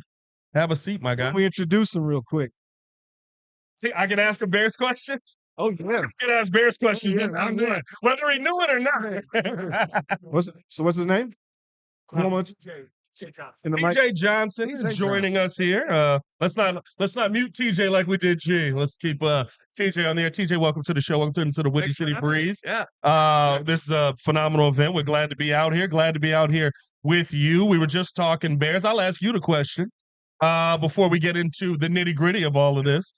If the Bears were a better football team for 4 quarters, if you watched the Bears a lot last year, how's your heart monitor? You know what I mean? Yeah, is it fully charged up? Right. If the Bears are a better football team this year, but come away with less wins, say 9-10 wins, would you be more happy in that situation than if the Bears were the electric 4th quarter team they were last year, but they maintained the 11 wins? Ooh, I think it depends on whether they make the playoffs or not. You know, if they have less wins, play a full complete game, but still make the playoffs, I'd be on board with that. Yeah. It was too much of a heart attack situation last year. Too many wins in the 4th quarter. We all had pacemakers. Cardiac Bears. The cardiac Bears. That was absolutely insane. Yeah. No, and your luck only lasts so long. You know, you can't rely on that forever. So no, that's 100% the reality of it all. It's going to be pretty difficult to replicate that situation. 100%. Well, listen, we're glad to have you out here, man. Representing Lurie's here. When you talk about this event, when you look at this event, what do you look forward to from this event and kind of what's happening here? Yeah, I just am always amazed in my role at the hospital to see so many people that rallied together, go above and beyond their day-to-day jobs to do something special for the kids at the hospital. Yeah. That's always what touches me is like, no one has to do this, right? This is people coming together because they want to do the right thing. They want to do something special. And that is phenomenal that we love to partner with people that have that mindset. So you're heavily involved in the walk for children at Lurie's. And I think when I last looked, it was up to $400,000+ in donations and still growing. I looked last night and I looked this morning and the number had changed. What does that mean to you? Just being able to be a part of that and to be able to see how people are giving back in that sense. Well, again, it's just I'm struck in my role to be able to meet with people that either have had a direct experience with the hospital or sometimes are one or two steps removed. And if people really want to help. And so I think the walk, this event today, really represents people raising their hand and saying, hey, how do I get involved? I'm going to roll up my sleeves. I'm going to walk the walk. And that money that's raised at the walk, it's coming up in a couple of weeks. Yeah. All of that helps us provide world-class care to any family that walks through our doors, regardless of insurance status or the ability to pay. So those dollars that are raised really do matter because they help allow access to any family in Chicagoland that needs us. Have you seen the community really come together around it? I mean, like this is a massive event that you put together here, and it seems like you know everybody who's around it, everybody who's a part of it, really just is all in on it. Yeah, no, and I think this today is a great example of 7-Eleven plus you got the franchise owners, you've got their vendors are all coming together. Yeah, and it's just so exciting when you have the whole family per se, I'm putting it in quotes, stepping forward and saying, we want to do something for the kids. This is the cool part about working at the hospital is so many people are saying, we realize the importance of this and we're going to do whatever we can to make this as successful as it can be. DJ Parker joining us here. Hit that like button if you have not done so. Subscribe to the page, leave a 5-star review. Y'all know what to do. So for the people out here watching, everybody in the comments has said the same thing. This is awesome. This is an amazing event. How do we get involved? How do we donate? How do we help the kids? How do we that seems to be where everyone's brain goes when you come to this. So could you speak to that a little bit? Yeah, I think the beauty about Lurie Children's is that we have a lot of different ways for people to get involved. Yeah. We have everything from what we call our events that require sneakers to black tie galas. Where you're wearing your tuxedo. You got a wide wardrobe. So there's a lot of things coming up this summer where you can invite your friends, family, business partners to come and participate. The walk really does represent, I think, a very tangible, easy way for people to involve. Yeah. There's no registration cost. We ask people to try to engage their network to raise money on behalf of the hospital. There's no registration cost. We have a number of other golf outings throughout the summer where people can get involved and help raise funds. And then, my role is I oversee what we call our corporate partnerships team. There are a lot of unique ways that we can build a partnership with companies in Chicagoland that either want to, maybe they want to set up a volunteer activity for their employees. Maybe they want to sponsor an event that we're doing. So I don't want to sound like I'm dismissing it, but there's so many different ways. Yeah. And then we can really build a customized partnership or engagement for I think anyone. That's absolutely beautiful. The walk right now, I had to look it up here. 413,000 of the goal 450,000 has been raised. Yeah, we'll play some air horse for that. Joe's itching to hit a soundboard here. He can't help himself. Mine. I love the fact that when you talk about just that event and all the other events, right? Like it truly is showing the community coming together. It truly is showing the support that people have. And what I think it stands out most, like you said, a lot of people have been touched by this. My dad texted me and he was like, I was at the Children's Hospital. Like, really? Like it goes back so long from a personal standpoint, right? What does it mean to be a part of something like that to you? Yeah, so I'll let you a little insight of my own experience. What keeps me at Lurie Children's, I've been there for about 18 years, is my brother has a congenital heart condition, and we spent a lot of time in Children's Hospital as a family growing up. So for me personally, there's nothing that matters more to providing world-class care to families because we've been directly impacted by that. My brother's alive and well because we had access to that care. And I think that's the gift that Lurie Children's offers to Lurie Children's is it's for everyone. And if your child or someone that needs that specialty world-class care, you can have the confidence that it's right here in your community. So it is personal for me, and that's why I love being part of these events because you get to see others that believe in the mission the same way that I do. Oh, that's absolutely amazing. Make sure if you guys want to support anything going on at Lurie Children's Hospital, go to events.luriechildrens.org, events.lurie childrens.org. And when he said there is a multitude of events, I mean, scrolling. That's my favorite part about it. Like you go down the website, top individual fundraisers, you see $22 million raised for Mallory Evangelist. Sure. Like, and these are the personal people, right? Going through some of the names, and then you see fundraising groups and how much they have raised. Children's Service Board, Super Sadie, Grant Thornton. So, like, seeing where your dollars are going, I think is also very big for a lot of people out here as well. 100%. Yeah. And I think people can have the confidence that their dollars are really making an impact. Every dollar that we're raising today, for example, is directly going to providing better care and services to the kids, right? Yeah. And the more that we raise, the more that we could do. That's the simple fact. So absolutely beautiful. Are you going to be golfing today? I am. Well? I'm excited. I've never golfed here, and it's a beautiful day. You never golfed here, but you golfed before. I golfed before, yes. Yeah, so it's about the link. I suck. They didn't matter. I don't call myself mediocre, but we'll see how it goes today. Mediocre means something in golf, though. I think that's the thing people don't know. When you're mediocre in golf, like, you've come a long way. Yeah. I'm more hours than I probably should have into this game, but we'll see how it goes today. That's what happens. Everybody keep telling me get back on the basketball court. I'm like, I am not risking my Achilles for a basketball court. I'm gonna go out here and swing this golf club and look bad for a little while. You guys be out there? Or? Yeah, we're getting out there. Okay. Yeah. No, I might pick up the ball. That's the beauty of the scramble, right? I love Joel back here. He's like, he's a weed. I got curveball for you, right? Curveball. It's a Bears question. Okay, yeah. Bears question. Ready for this? Okay. All right. It's an easy one. Yeah. Favorite Chicago Bear and why? Well, I'm stuck up in the Caleb Williams hype because I think he showed last year what it means when you have a franchise quarterback, someone that's calm under pressure, delivers in those really high clutch moments. Yeah. We haven't had that for a really long time. And it was special. Forever, yeah. Yeah. It was special to see it. And it gives me goosebumps kind of thinking about a Packers game, for example. Yeah. Where he delivered that just absolutely clutch pass. To end it. And I expect more of that from him. I think he's only going to get better. I think that his first year was sort of like a trial run, right? And now he's shown you who he is. So I'm excited. Yeah. When you look at the playoff games there, which of the two is your favorite? I think this is so interesting because this is such a Bears fan answer.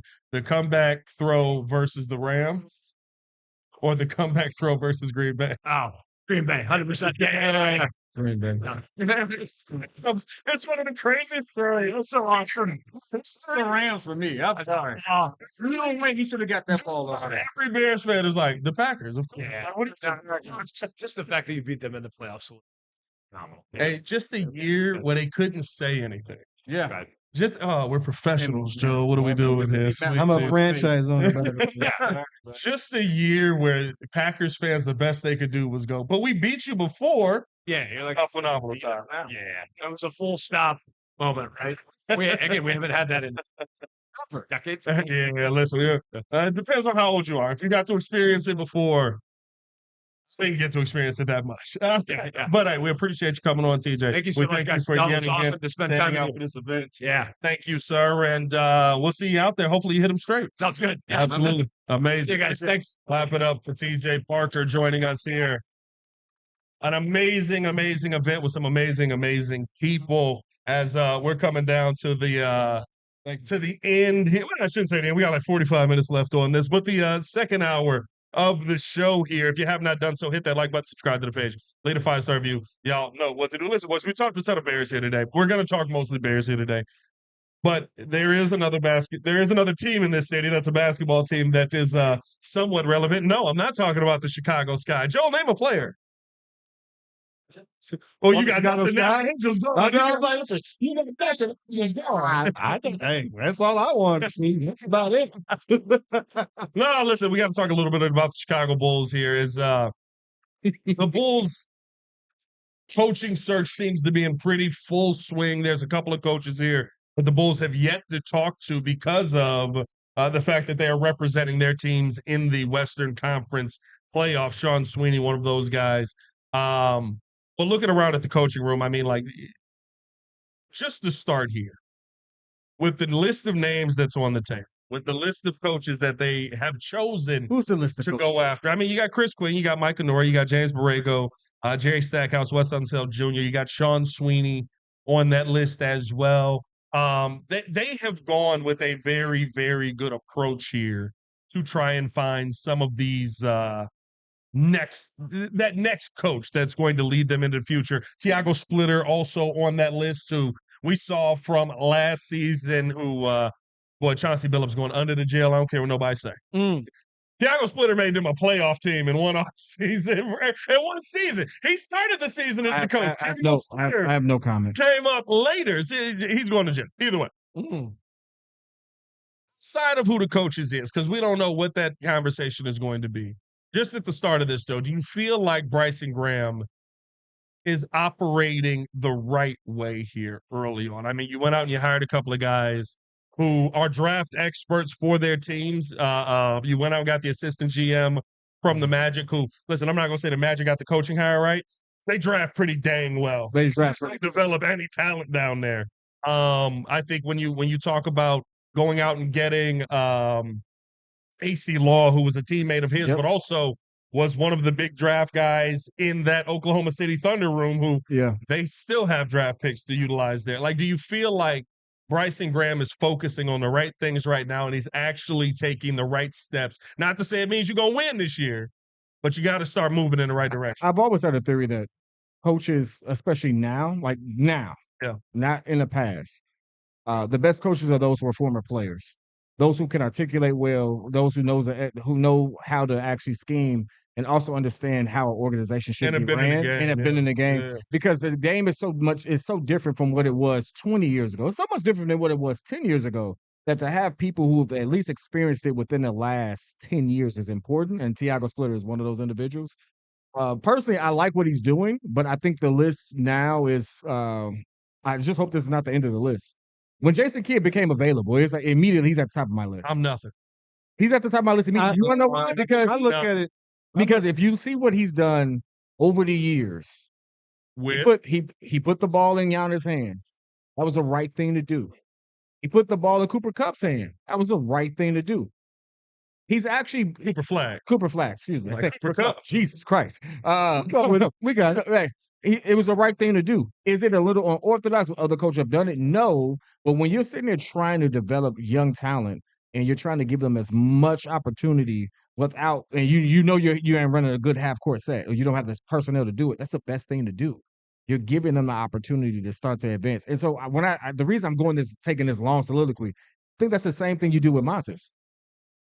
Jason Kidd with Montes would be phenomenal. Jason Kidd with Josh Giddey would be phenomenal, because one he would be. I'll give you Josh Giddey, because when you talk about, and I didn't say the hardest part for Magic would be like, man, you don't understand, when you come off of that screen, you got to throw that ball down there. He's like, what are you talking? He's not open. He's like, he's wide open. They don't see the game the same way. This is the situation. But Jason Kidd can actually articulate it better. What it gets down to is we have a new president in terms of creating what the vision is for what the Bulls are doing, right? Yeah. So we're in a very pivotal point with this number 4 pick. Maybe they move up and trade to get number 1. They're making an impact. Like this guy coming in, or the top 4 picks. I mean, you're talking about what is the vision. So the coach, like what we talked about, how do you identify the right coach for the right player who's going to be the cornerstone of this team? Yeah. Do you have the right leader, as we talked about? Because whether you're a player or not, it's really about, can you organize and really manage this team? Now, it would be nice to get a player. Is there a player in Final Four right now? Player in the Final Four? No. What are you talking about? Kenny Atkinson, Mitch Johnson. That's what I'm saying.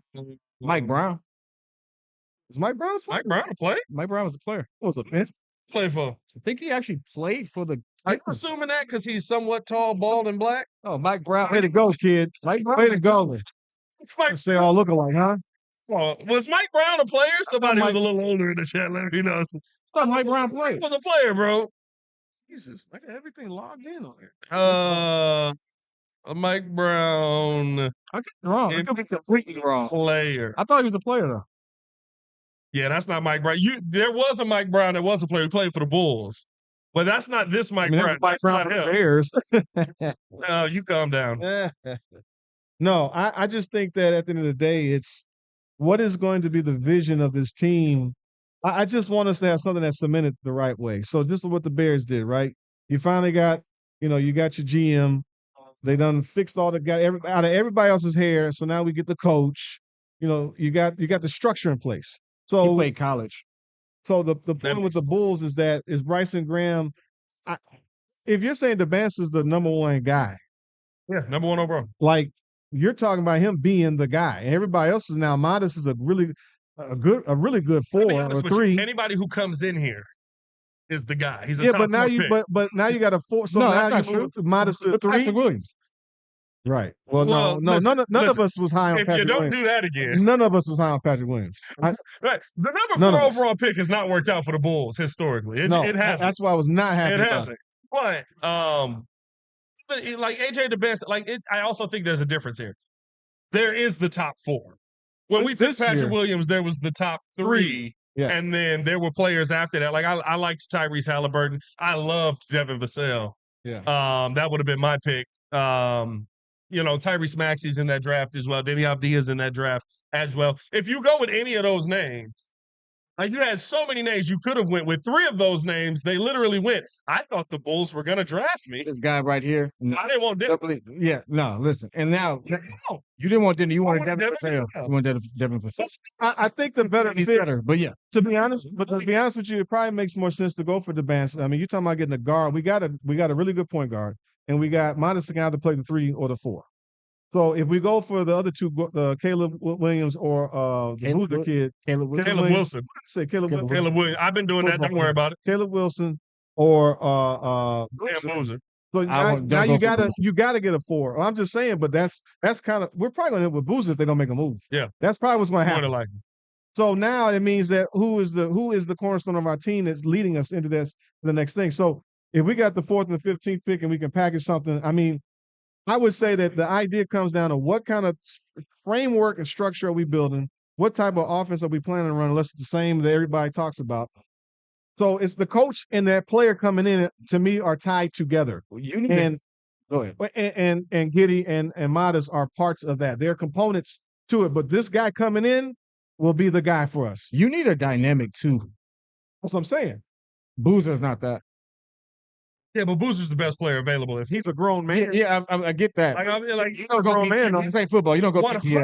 You go BPA in the NBA. He's going to end up being that guy. But the NBA is the one sport you have to go BPA in. If you don't go BPA, you will not end up with these star players. If you don't have star players, you don't win. You don't win in this NBA with role players. It's happened one time in the last 40 years. Well, not going BPA doesn't mean you get a role player. It means you don't get that individual if he doesn't fit what you need. And I do believe we need everything. I don't believe we need a forward. I do believe we need a dynamic. I don't believe we need a 4. Modest could probably. Who's on 4? I'm gonna be honest with you. If you look at the teams that have done well right now, you've had either a dynamic center and great wing players. All the teams that we're playing have great wing players. Outside of the Spurs, Chet is a great 5. He's not a 4 though. No. And they have a lot of good wing players. They go really deep on wings. All of those players can go get you a bucket, 20 plus points a game. They got people up 20 plus a game come off the bench. But the Bulls don't have it. We traded them all away. We got rid of Ayo, we got rid of Kobe. The 2 players that we're projected to get are bigs. I understand it. I don't think we should go that way though. You don't think we should get a big when we don't have a big? I don't think. No, I don't think we go big first. I don't think we go big first. I think player on the board. I think Boozer is a solid piece that you can. You would go with a worse player. I'm going with a better guard. You would go with a worse player at a position that probably doesn't come into play until around 13, 14, 15. I'm going to be honest with you. Maybe it's just because I'm just not high on the kid. I'm just not high. I'm not high on him. But Caleb to me represents. Boozer. Right, no, he's not high on him. He's like an Elton Brand type. You put him in and go to work. But I think Caleb Brand was a pretty dang good player, though. No, he was. You put Elton Brand out plug the gate play. pretty good. There you go. But he's kind of not flashy, right? But Caleb, he's always 20 and 10. Right, is what you say. Caleb is a guy that has some dynamic. Yeah, he's dynamic. Upside. Like he could be the leader of the team versus this guy's a lunch pail guy, come to work, do his thing. Yeah. He's kind of like his dad. His dad was kind of, Better defender than his dad by far. Yeah. So I mean, you can't go It's got to wrong. be determined. Nah, his dad didn't try on defense at any point in his career. His dad. We got the opportunity to see that career all the way through. Carlos Boozer was not a defender in college. He was That man was the king of We did great in Utah. No, he was He wasn't a good defender. he was not a, he was a He wasn't scorer. a great defender, but He wasn't a good defender. he was a good defender. He was the king of. He was a good defender. Like, listen, No, he was a scorer. Carlos Boozer was a good He was defender. a scorer. They tried to recreate the whole Utah thing. He was a good defender. Then they had Deron They Williams. say Boozer did have Deron Williams. There's between good and great. He wasn't great by any stretch of imagination. Look him up. Carlos Boozer was a body. On the defensive end, Carlos Boozer was a body. When you are Was he a better defender than dudes that he was better than? yes, I'll give you that. and guess what? Wait, was he a better defender when it was on level playing of talent? No. Yeah. And he never was. I would say Carlos Boozer, when he was coming up, and Chris Bosh, when he was coming up, were the 2 fours that you were like, okay, that's kind of level playing of talent. Chris Bosh used to destroy Carlos Boozer. He used to make Booz look silly. I don't remember it being that way. Chris Bosh used I know did no. too. No, He's had good Boozer. games. Look, Boozer barely averaged a steal for his whole career, 0.9 and 0.4 for blocks.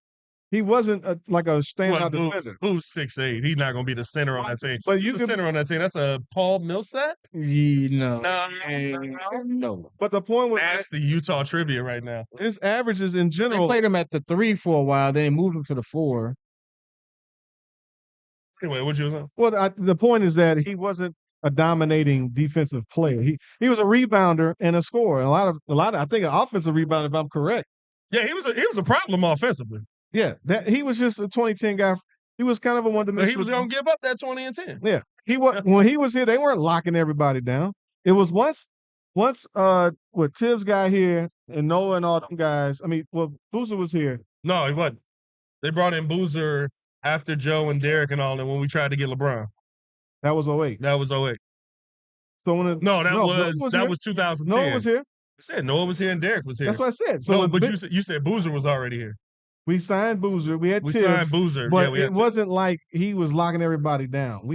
He's going to be a good piece. He will help you compete. But I think Caleb has a different upside of he got some of that dog in him that looks like he could be the guy for the team. So I'm fine if it's DeBanza or Caleb. You know, I'm fine if it's Peterson. It's not like Peterson got some. If Darren character Peterson issues, fall, though. I am excited Yeah. because, bro, like there is a real conversation to say he's the best player in this draft. And like you said, there's some questions around character issues and things like that. Does he want to play? Does he want to be on the court all the time? Is he going to be a load management guy? I think he used college for exactly what it's supposed to be. Tell Dr. Posh. Show me, put me on TV for the best games. Let people fall in love with me. And I'll see y'all in the NBA. I'm not sitting here putting my body on the line for y'all. Tell Dr. Posh said, give me Antoine Carl. You know what? But that mentality is still nah. Would you like Jalen Johnson? I would love Jalen Johnson on this team. Not the Bears, Jalen Johnson. Jalen Johnson on this team. Jalen Johnson literally said, have a nice tournament, boys. I'm going to get drafted. Johnson played all year. Like, at least for Kansas with Peterson, and I'm not saying it was the right thing to do. I'm not saying I agree with it. But at least with Kansas for Peterson was a situation of, I'm out enough. Y'all know how to play without me. Jalen Johnson was a very key part of what his team did. I think, and the two people showed up. He was like, have fun, boys. That's different, though. I'm going to get about it. I think that's smart. I think that's different, though. You were the key part of what your team did, and the tournament showed up, and you were like, have a nice life. I think at a certain point when you realize, hey, I am about to make a lot of money. You don't risk that at that point. That's what Johnson's But he has enough. He played, like you said, he played most of the season. Ben Simmons. That's Ben Simmons thinking. I agree with you, but I also Ben would Simmons say didn't want to play ball. Ben Simmons never wanted to play basketball. That's what I'm saying, but that's a mentality. No, like, that's I'm different. not here. Legitimate. That's different. I think Darren Peterson loves basketball. I think Darren Peterson wants to go to the NBA, I think he and made that's a business decision. Yeah, but he made a business decision. Ben Simmons don't like basketball. Ben Simmons just grew too tall to flip burgers. Yeah. When you get to 6'10", you got no choice at a certain point. I'm just saying the mentality of when you're the guy on your team, the leadership that you need to possess get people to follow you and believe in you. You kill all of that when you're not there for them. And if that shows that you're that selfish, now, maybe, yes, you make a business decision and you tell the team, I got to do what I got to do. But if you're trying to win, I think that's a character situation that kind of doesn't look good in the long run. With you. What Darren Peterson did was right. I don't think that but I think talent-wise, he is the best player in this draft. I can see When we started the season and when we watched him play, we didn't compare anyone to him. We didn't say AJ DeBancis is on the same level. We said AJ DeBancis is the number one pick because he's the one that has the least question marks. And he's extremely talented as well. But nobody was ever like, like 6'7" too? No, AJ DeBancis is 6'9". That kid got Yeah, game. he a big boy. He a big boy. Game. But like I think like if everybody lost their minds and were like, we're out on Darren Peterson, and he fell to 4 to the Bulls, I would go, oh, snap. It's like Michael Jordan all over again. He could fall that.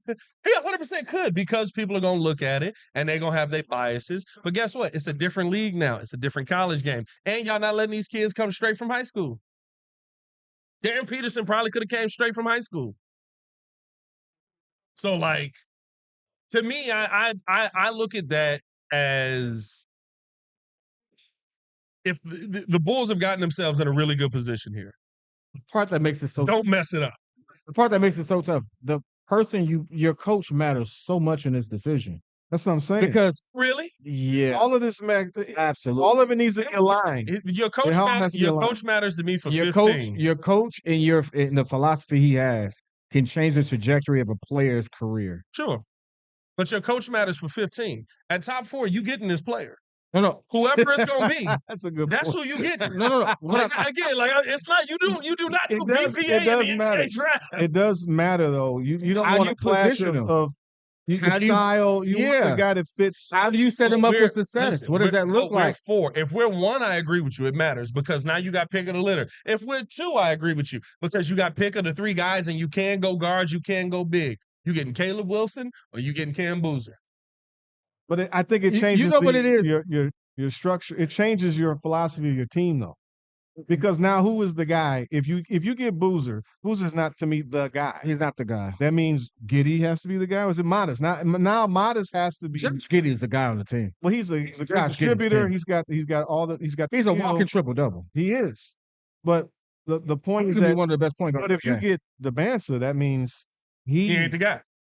No, Caleb Wilson. He might not be the guy. No, he's the guy. No, I'm saying for Josh Giddey or for Modest. No, if you get, I know that's what I'm saying. Or you get AJ DeBansa, or you get Darren Peterson. That's what I'm saying. Ain't the guy. If you get Boozer, it's on Giddey. Or Modest. If you get DeBansa, he is now the guy.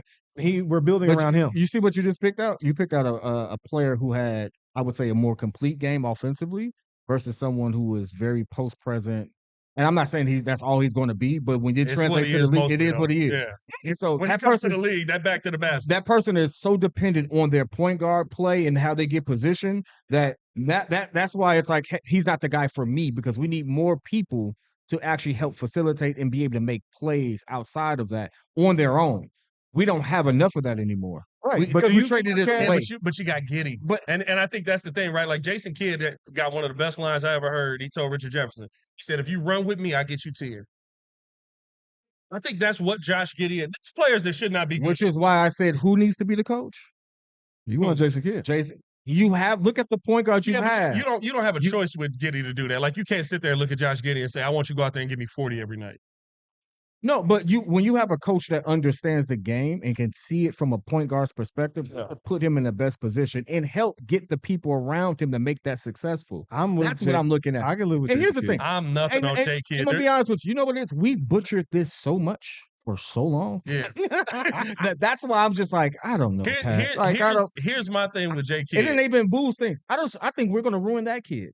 No, not that he's not the guy. I don't think we'd ruin that kid. I mean, I think we've seen development on this team over the years, though. It just hasn't been enough to win. I would assume. Ayo looks better there than he did here. But he looks really good here. He looked decent here. He looked really good here. We chose Kobe White over Ayo. No, we didn't. We got rid of Kobe White. We chose Kobe White over Ayo. No, we did. We started Kobe White over Ayo. Yes, we did.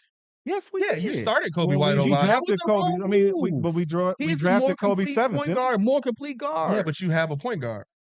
He was a more complete guard. Who's a better shooter? You're not going to. Io. The hierarchy would not allow Io to take over like Io's that. a better shooter. You're waiting for Kobe to do Who's a something. better 3-point shooter? Who's a better 3-point It shooter? took Kobe 6 years. I need my 2 guard to be a better 3-point shooter. Io. No, Kobe. Yeah, but you're not doing. He was wasn't he a second round pick? Kobe was a 7th overall. You're not doing that. Yeah, but that's a whole different regime at this point. Like that's a whole different world. That's like saying Patrick Williams, because he's the 4th overall pick, has to be out there. Like, no, the difference was Kobe was showing flashes. Go sit down, dummy. No, Kobe was showing flashes. P. Will was like, nobody was like high on this dude. It's like, oh, he actually did something. Thank God. Yeah, and then you reward him with a contract. Why? Io was never high. Was more efficient and had a very decent PPG. He had less opportunity. He had a motor coming in. He showed flashes of doing that and some consistency, but it was never like, oh, we still had Kobe that we're waiting for him to actually do something, because he's had flashes of brilliance. The thing is, you're not going to take over Kobe White. You either had to trade him to get some more assets if you want to believe in Io and get something back for him because of more of a value. But it is what it is. Yeah, look, the good thing is neither of them are on the team. I would like Io. Kobe 39% last year, Io 41%. So yeah, the difference of 1-3.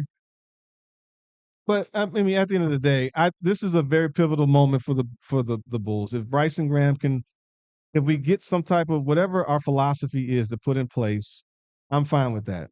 Whatever the coaches, I'm fine. We get J Kidd. I'm fine. Whoever we get in there. The reason I'm not fine with J Kidd is I seen you with too many good players. You Billy Donovan at this point. Think so? He made a freaking finals with Luka and Kyrie. I saw. Good job. I didn't see Billy Donovan make a finals. He made a Western Conference Finals. He didn't make a finals. Okay. My point being, that's what Jason Kidd had to do. To get to Billy the finals. Donovan had 3 Western Conference finals. Billy Donovan had 3 guys on his team. He did. But he also had Giannis. He had a young Giannis, and they got rid of him, didn't they? He was Giannis by the time they got rid of him. They got rid of him. He went to the finals after that. He was still Giannis. Hey, they got rid of him. 2-1. Jason Kidd. I'm fine with Kidd. Y'all can believe in him all you want. This is the guy that said Billy Donovan's going to be here another 8 years.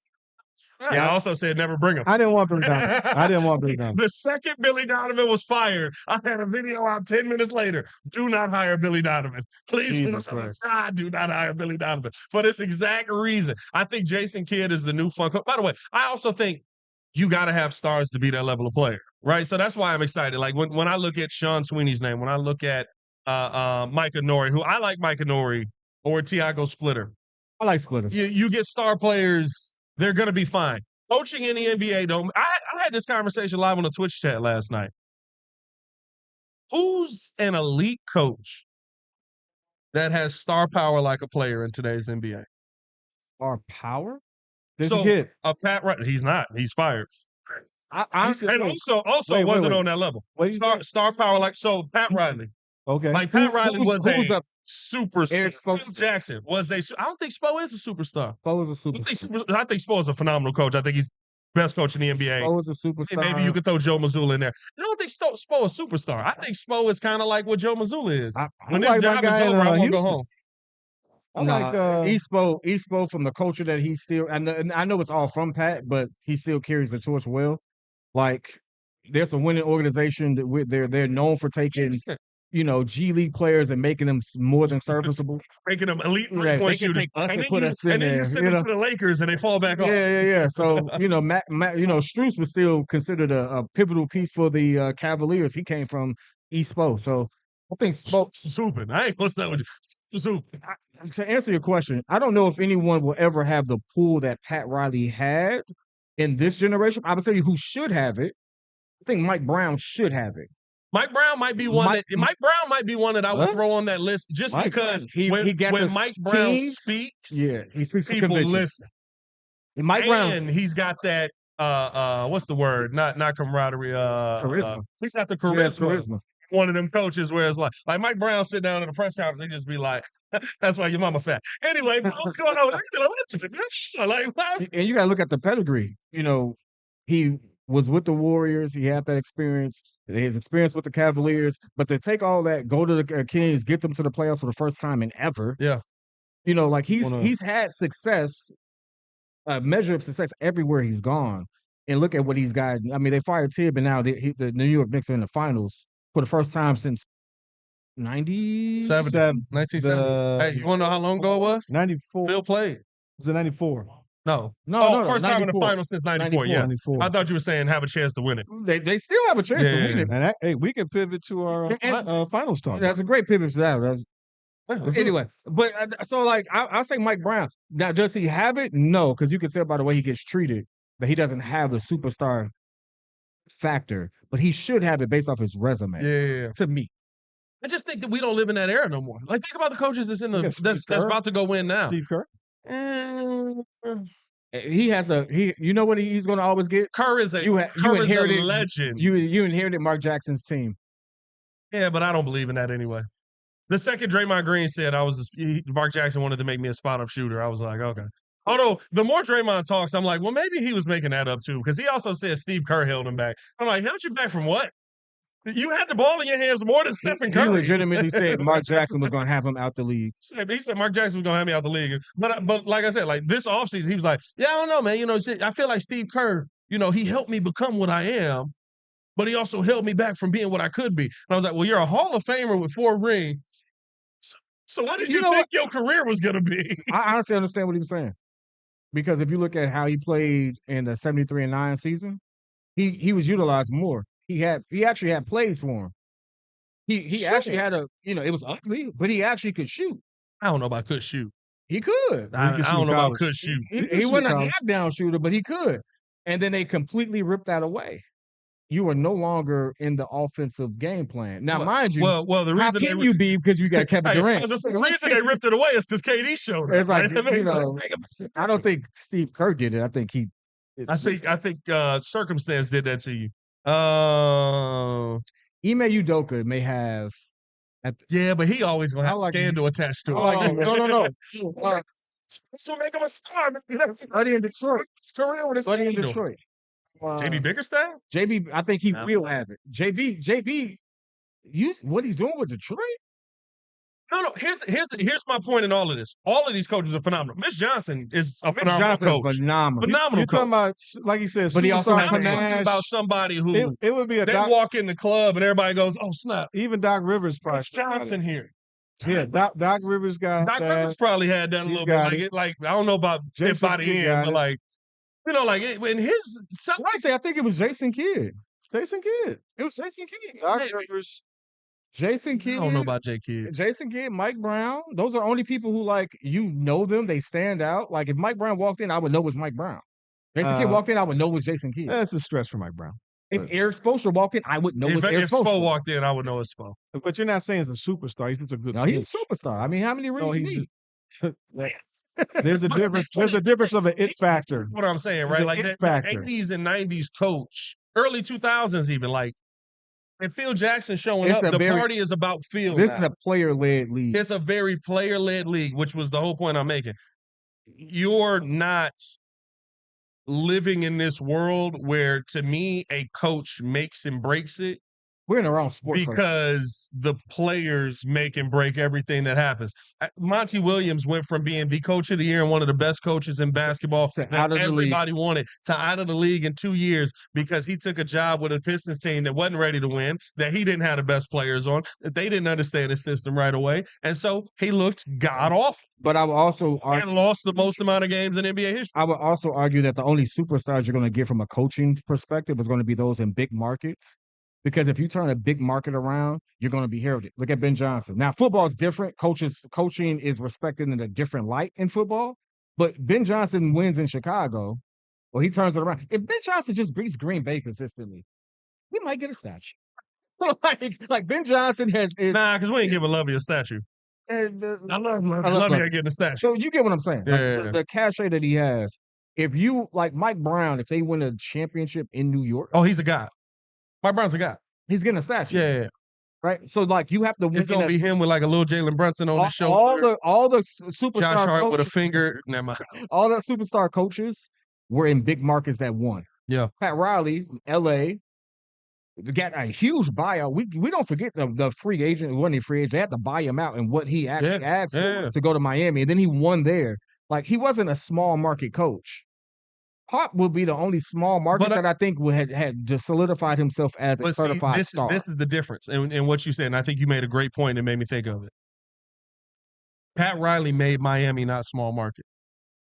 Because he was not small market. No, because he was that dude. But he came was from LA. Star.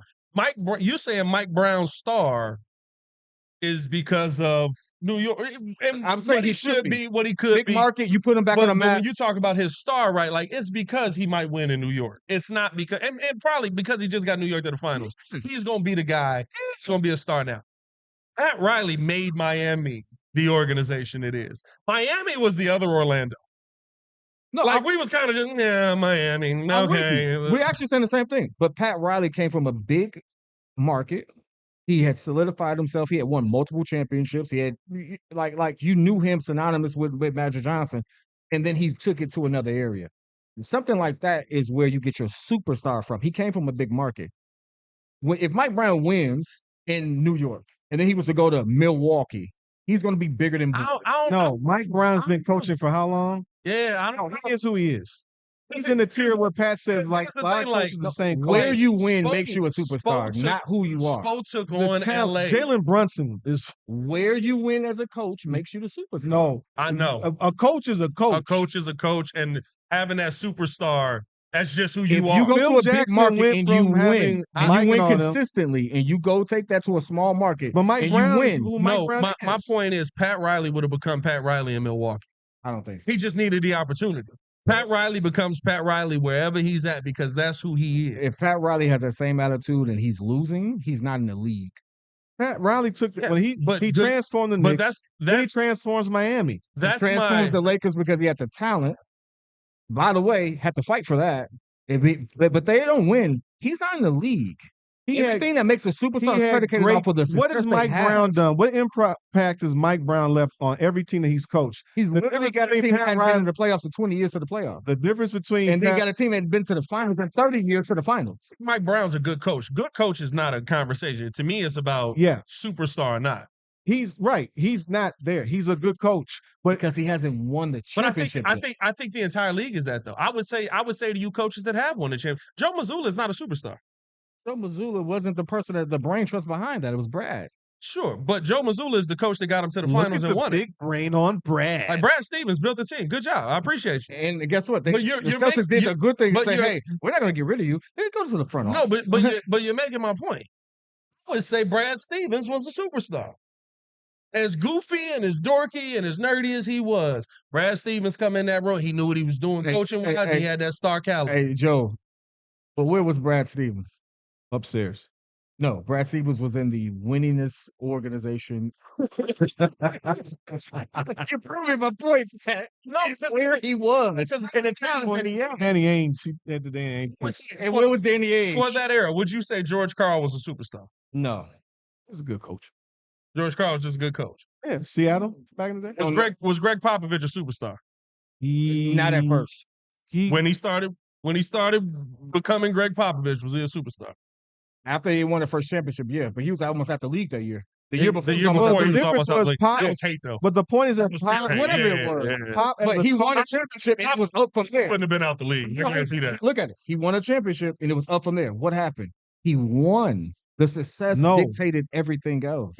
Why did they win? Everybody you talked about had a measure of success. Coaching. The only person that didn't have it was Brad. But after his star players leave, but the point is after his star players leave. That's the finals. But after his star players leave, he's able to get other players and can have some continuity. Yeah. As a coach, he's able to leave an imprint on the game. He's able to get other players. So now they cussed Wemby out in game 3, and Wemby said in game 4, I guess I better go destroy everyone on the court. Like coaching is being able to see, like I'm not saying Mike Brown's terrible. It's just that I don't see him as a guy that left an indelible mark wherever he went. Pat Riley legitimately left. He's actually switched from Showtime to a more defensive squad that he built in New York and had a run over there. Did they win a championship? No. But you knew the identity. I forgot about Pat Riley in New York. And then he goes to Miami and does the same thing. And the only reason they don't go as far as... Wait, is that the team that went to the finals? They go to the finals. He goes to the finals. They lose the Rockets. And then Pat Riley goes to Miami. And the only reason why they lose, because if y'all remember, in 2000, Miami had a whip. Eddie Jones, Tim Hardaway. Yeah. Morning gets sick with Yeah, that. Alonzo Mourning If got he sick. doesn't get sick, them boys got to run the Proving my table. point. The He left. success, He left. big markets. He went to 3 major markets. Miami's not a major market. He dog. made Miami a major market. He left an imprint on a. To this day, Miami his was not a major impact market. is still on That's this 'cause he's team. on the organization. He leads. No, the point is that Mike got Brown is not leaving that type. Tom Thibodeau has a better imprint on a team, in my opinion. No. Yes, he does. You want to know why? Everybody says he's running to the ground. Running to the ground, but a tough defensive squad. He running to the ground. And guess what? Everyone did the same thing. You want to know what's the best part about this? It literally is like you sitting here saying, Mike Brown did this and he changed his that. This might be the worst part about it. Mike Brown just smiled. They have openly said they're running Tibbs' system. They said they're running Tibbs' system. So literally, Mike Brown was just like, went from, what you doing your job to, hey man, if you cut here, that's an easy play for you. And that's the biggest difference that Mike Brown made it. No, the biggest difference is he's going deeper in his bench. It's a combination of either getting out of your own way. Sometimes it's maybe that's the Steve Kerr situation, right? So as much you don't want to give Steve Kerr credit for a Mark Jackson situation, I'm looking at Mike Brown where it's like Mike Brown's not bringing. It makes my point altogether. What's that for? Is that like for? Is that for a giveaway? Is that for the finest of Bears stools? There we go. Can I say that? Yeah, We'll let it wrap. Come back here, G. Gene's back. Hold on. Turn me up. Turn me up. What's up? So this is one of our raffle or silent auction items, but ain't that badass? It is. That's pretty dope. I'm not gonna lie to you. Did somebody custom make that, or did y'all get that Custom from? made. No, it's a company that always attends our charity golf outings, but custom made for today. Awesome. I was gonna say I know a guy that can get you a couple of, but that's a whole different conversation. Off the air, we won't speak on it. No, great. I love this. That is phenomenal, actually. We'll get the company name, so if anyone's interested. Yeah, get the company name. We'll drop that on. That is a beautiful, beautiful chair there. So your ass feels comfortable while watching Caleb throw that next touchdown, bitches. Exactly. Well, Is there a running value price on that? Thank you so much. We're actually not the price. You know what? I want to maybe say I can't speak to it. Maybe 100-ish, 75. I'll get. Because you need a few of those on your bar. Exactly. that's Well, we horrible. got 2 in the silent auction, so we'll see. You can how get much 2 it there, goes Joe. for. Oh. Hey, you get 2 of them. I'm gonna be in. Come over and sit on one with you. Oh, I'm gonna be in the silent auction. I actually need one for my bar. Well, you need 2. I do need. Maybe 2. you need 2. Yeah. I need 4 actually. we need 4. We'll get you. I need 4. Need 4 actually. We got to make. Man, we're getting ready to wrap things up here, man. Hit that like Thanks button, so much, subscribe to the. I love that we went into a complete aside on star level coaches in the NBA. I had so much more for us to get to. Hey, listen, if it's a great conversation, I'm not going to stop a great conversation. Shout out to Galis Ahmed for dropping that one off for us. Man, listen. Finals. Before we get out of here, let's talk a little finals. Shout out to you guys. If you want, I saw some people jumping in and was like, well, I thought y'all were talking Bears. We did that the entire first hour. So if you want to rewind, go tap into that. We were talking Bears. Then we'll cut this up into some phenomenal episodes for you guys on the YouTube side. Second hour, we talked a little bit of Bulls. As we're talking about star coaches in the finals here, you've got OKC. Bro, I almost got a Charles Barkley this. Because last night was terrible. I'm not one that wants to sit there and do Joe sent the message of all the foul baiting stuff that they do. I just think welcome to the modern NBA, even though Shea does it more than anybody else. I hate that crap. If you're gonna give those calls to Shea, give it to Wayne. Bro, last night in the third and fourth quarter was absolutely insane. Tony Brother sitting there playing around with Lou Dort looking like much winning him nah, bro. It's not good basketball. That mess not was good official. Bro, hold on. There was a list. Somebody dropped a list of all of the things that they missed that were massive things. Oh, ball going out of bounds off of Chet's foot. They said jump ball because we don't know whose it is. We don't have replay. We live in a world of replay. Ball knocked off of the rim for Luke Cornett. That's points right there. Ball. What was the other one? There was another one that was absolutely egregious. I can't think of the five. I'll be honest with you, That was enough for us to have a list. the way that they allow Wemby to get beat up the way that he does. I understand that he's freakishly tall, but that's a foul for anybody else. He is getting hit. You know what though, and I will say this: They stick Kevin Durant the same way. They beat him up so much. It's like that's a foul, bro. But you know what? And I'll say this: if you want to be great, welcome to that world. You got to deal with it. What did Michael Jordan have to overcome? Right? He had to overcome getting put on his butt because you got to fight through it. If you're gonna be that guy, and I know the people that Wemby talked to, I know the level of play. Kevin Garnett talked about it on his podcast. So if you're gonna take on that mindset, it's gonna be tough. Yeah, They're not gonna let you. They're not gonna let it be easy. They're not gonna give you the easy path to the NBA Finals. You know what I want to see from Wemby? You can't have those games like you had last night where you're not engaged enough. It took him till the second half before he was like, "Let's turn up." Brother, the opening tip, you win it. Just take it down and play. That's also a learned. And that's a learning experience. That's a learned behavior. I literally said this last night. I think that OKC is we'll mute Joel here as he just took a whole nother conversation, a whole nother phone call, because he is a franchise owner as we're here at the Midwest Franchise Owner Association. I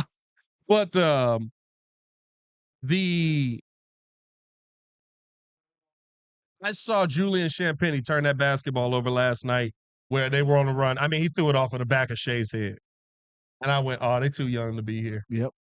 It was the first moment where I was like, they too young to be here, and the moment's getting them. And OKC, as much as we can say about flopping, about all this stuff, OKC knows how to handle that. OKC has been there before. Yeah. This is not a new world for them. So I think, unfortunately, although we do have Scott Foster reffing Thursday night's game, so y'all know what that means. He's the extender. Oh, yeah, we're going to Game 7. Look at this team. Game 7. I'm fine with I'd rather see a Spurs-Knicks final, and I'm happy with either team. I'm happy. I would rather see a Knicks OKC final. I think we're going to get a Knicks OKC final, and I think it's going to be Then closer than a lot of people. I think the Knicks match up better. I said this about it because I don't live in y'all know, I compete different. I'm a trash talker. Like, I take beefs to the grave. Like, Muzz was mad at me for rooting for the Brewers last year as a Sox fan versus the Cubs.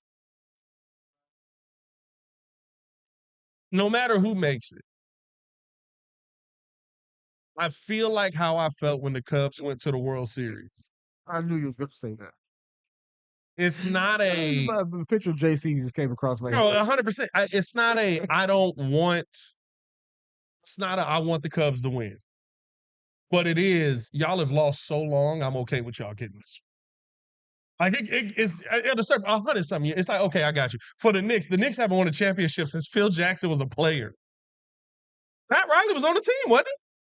I think Pat Riley and Phil Jackson were on the team. What team? The one that when they won? The Knicks, they won the championship. Was it 79? 72. I think Pat Riley and Phil Jackson were on the team. 72. So that tells you how long ago this is. Or 73. I'm not rooting for the Knicks to win, but it is to a point where it's like, hey, bro, like.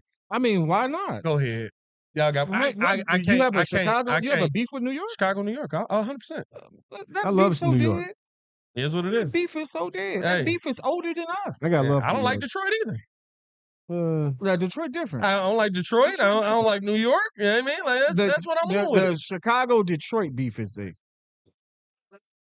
Oh, Regal is the brand that made that seat. So if y'all saw that seat, Regal Seating is the brand. If you guys saw that chair there. Hey, man, we're getting ready to get up out of here. We appreciate you guys for tuning in and showing love. As always, what's your prediction for what the finals is going to be?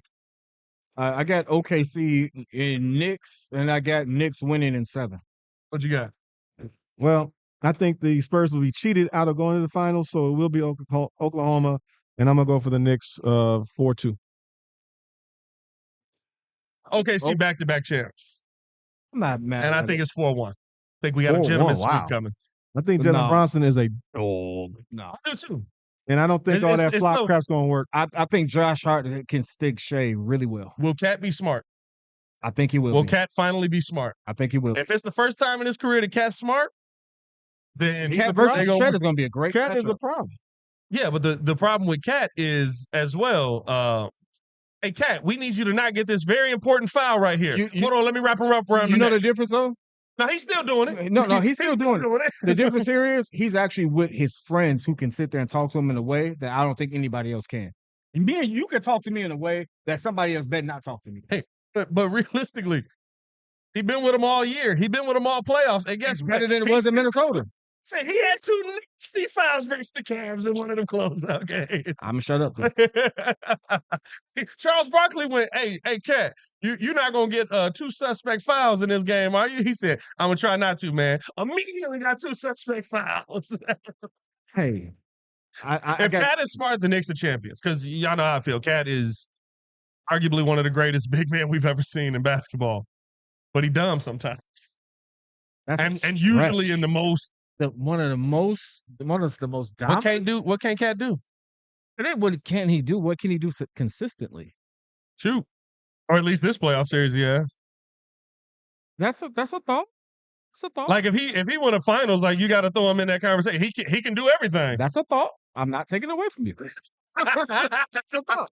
Hey man, we appreciate y'all rocking with us. We're gonna get up out of here. We're gonna go hit the links. Swing them straight. We appreciate the Midwest Franchise Owners Association and Lurie's Hospital for hosting us today. For the super producer Joel Holt, it is your boy, Pat the Designer with the pettiest man alive, Mr. P Kid. Y'all make sure that you guys support anything that is in the comments. Of course, we'll throw everything in the Discord. Y'all stay safe out there, Chicago. Right on. One love. See you, Rex. One love. One love.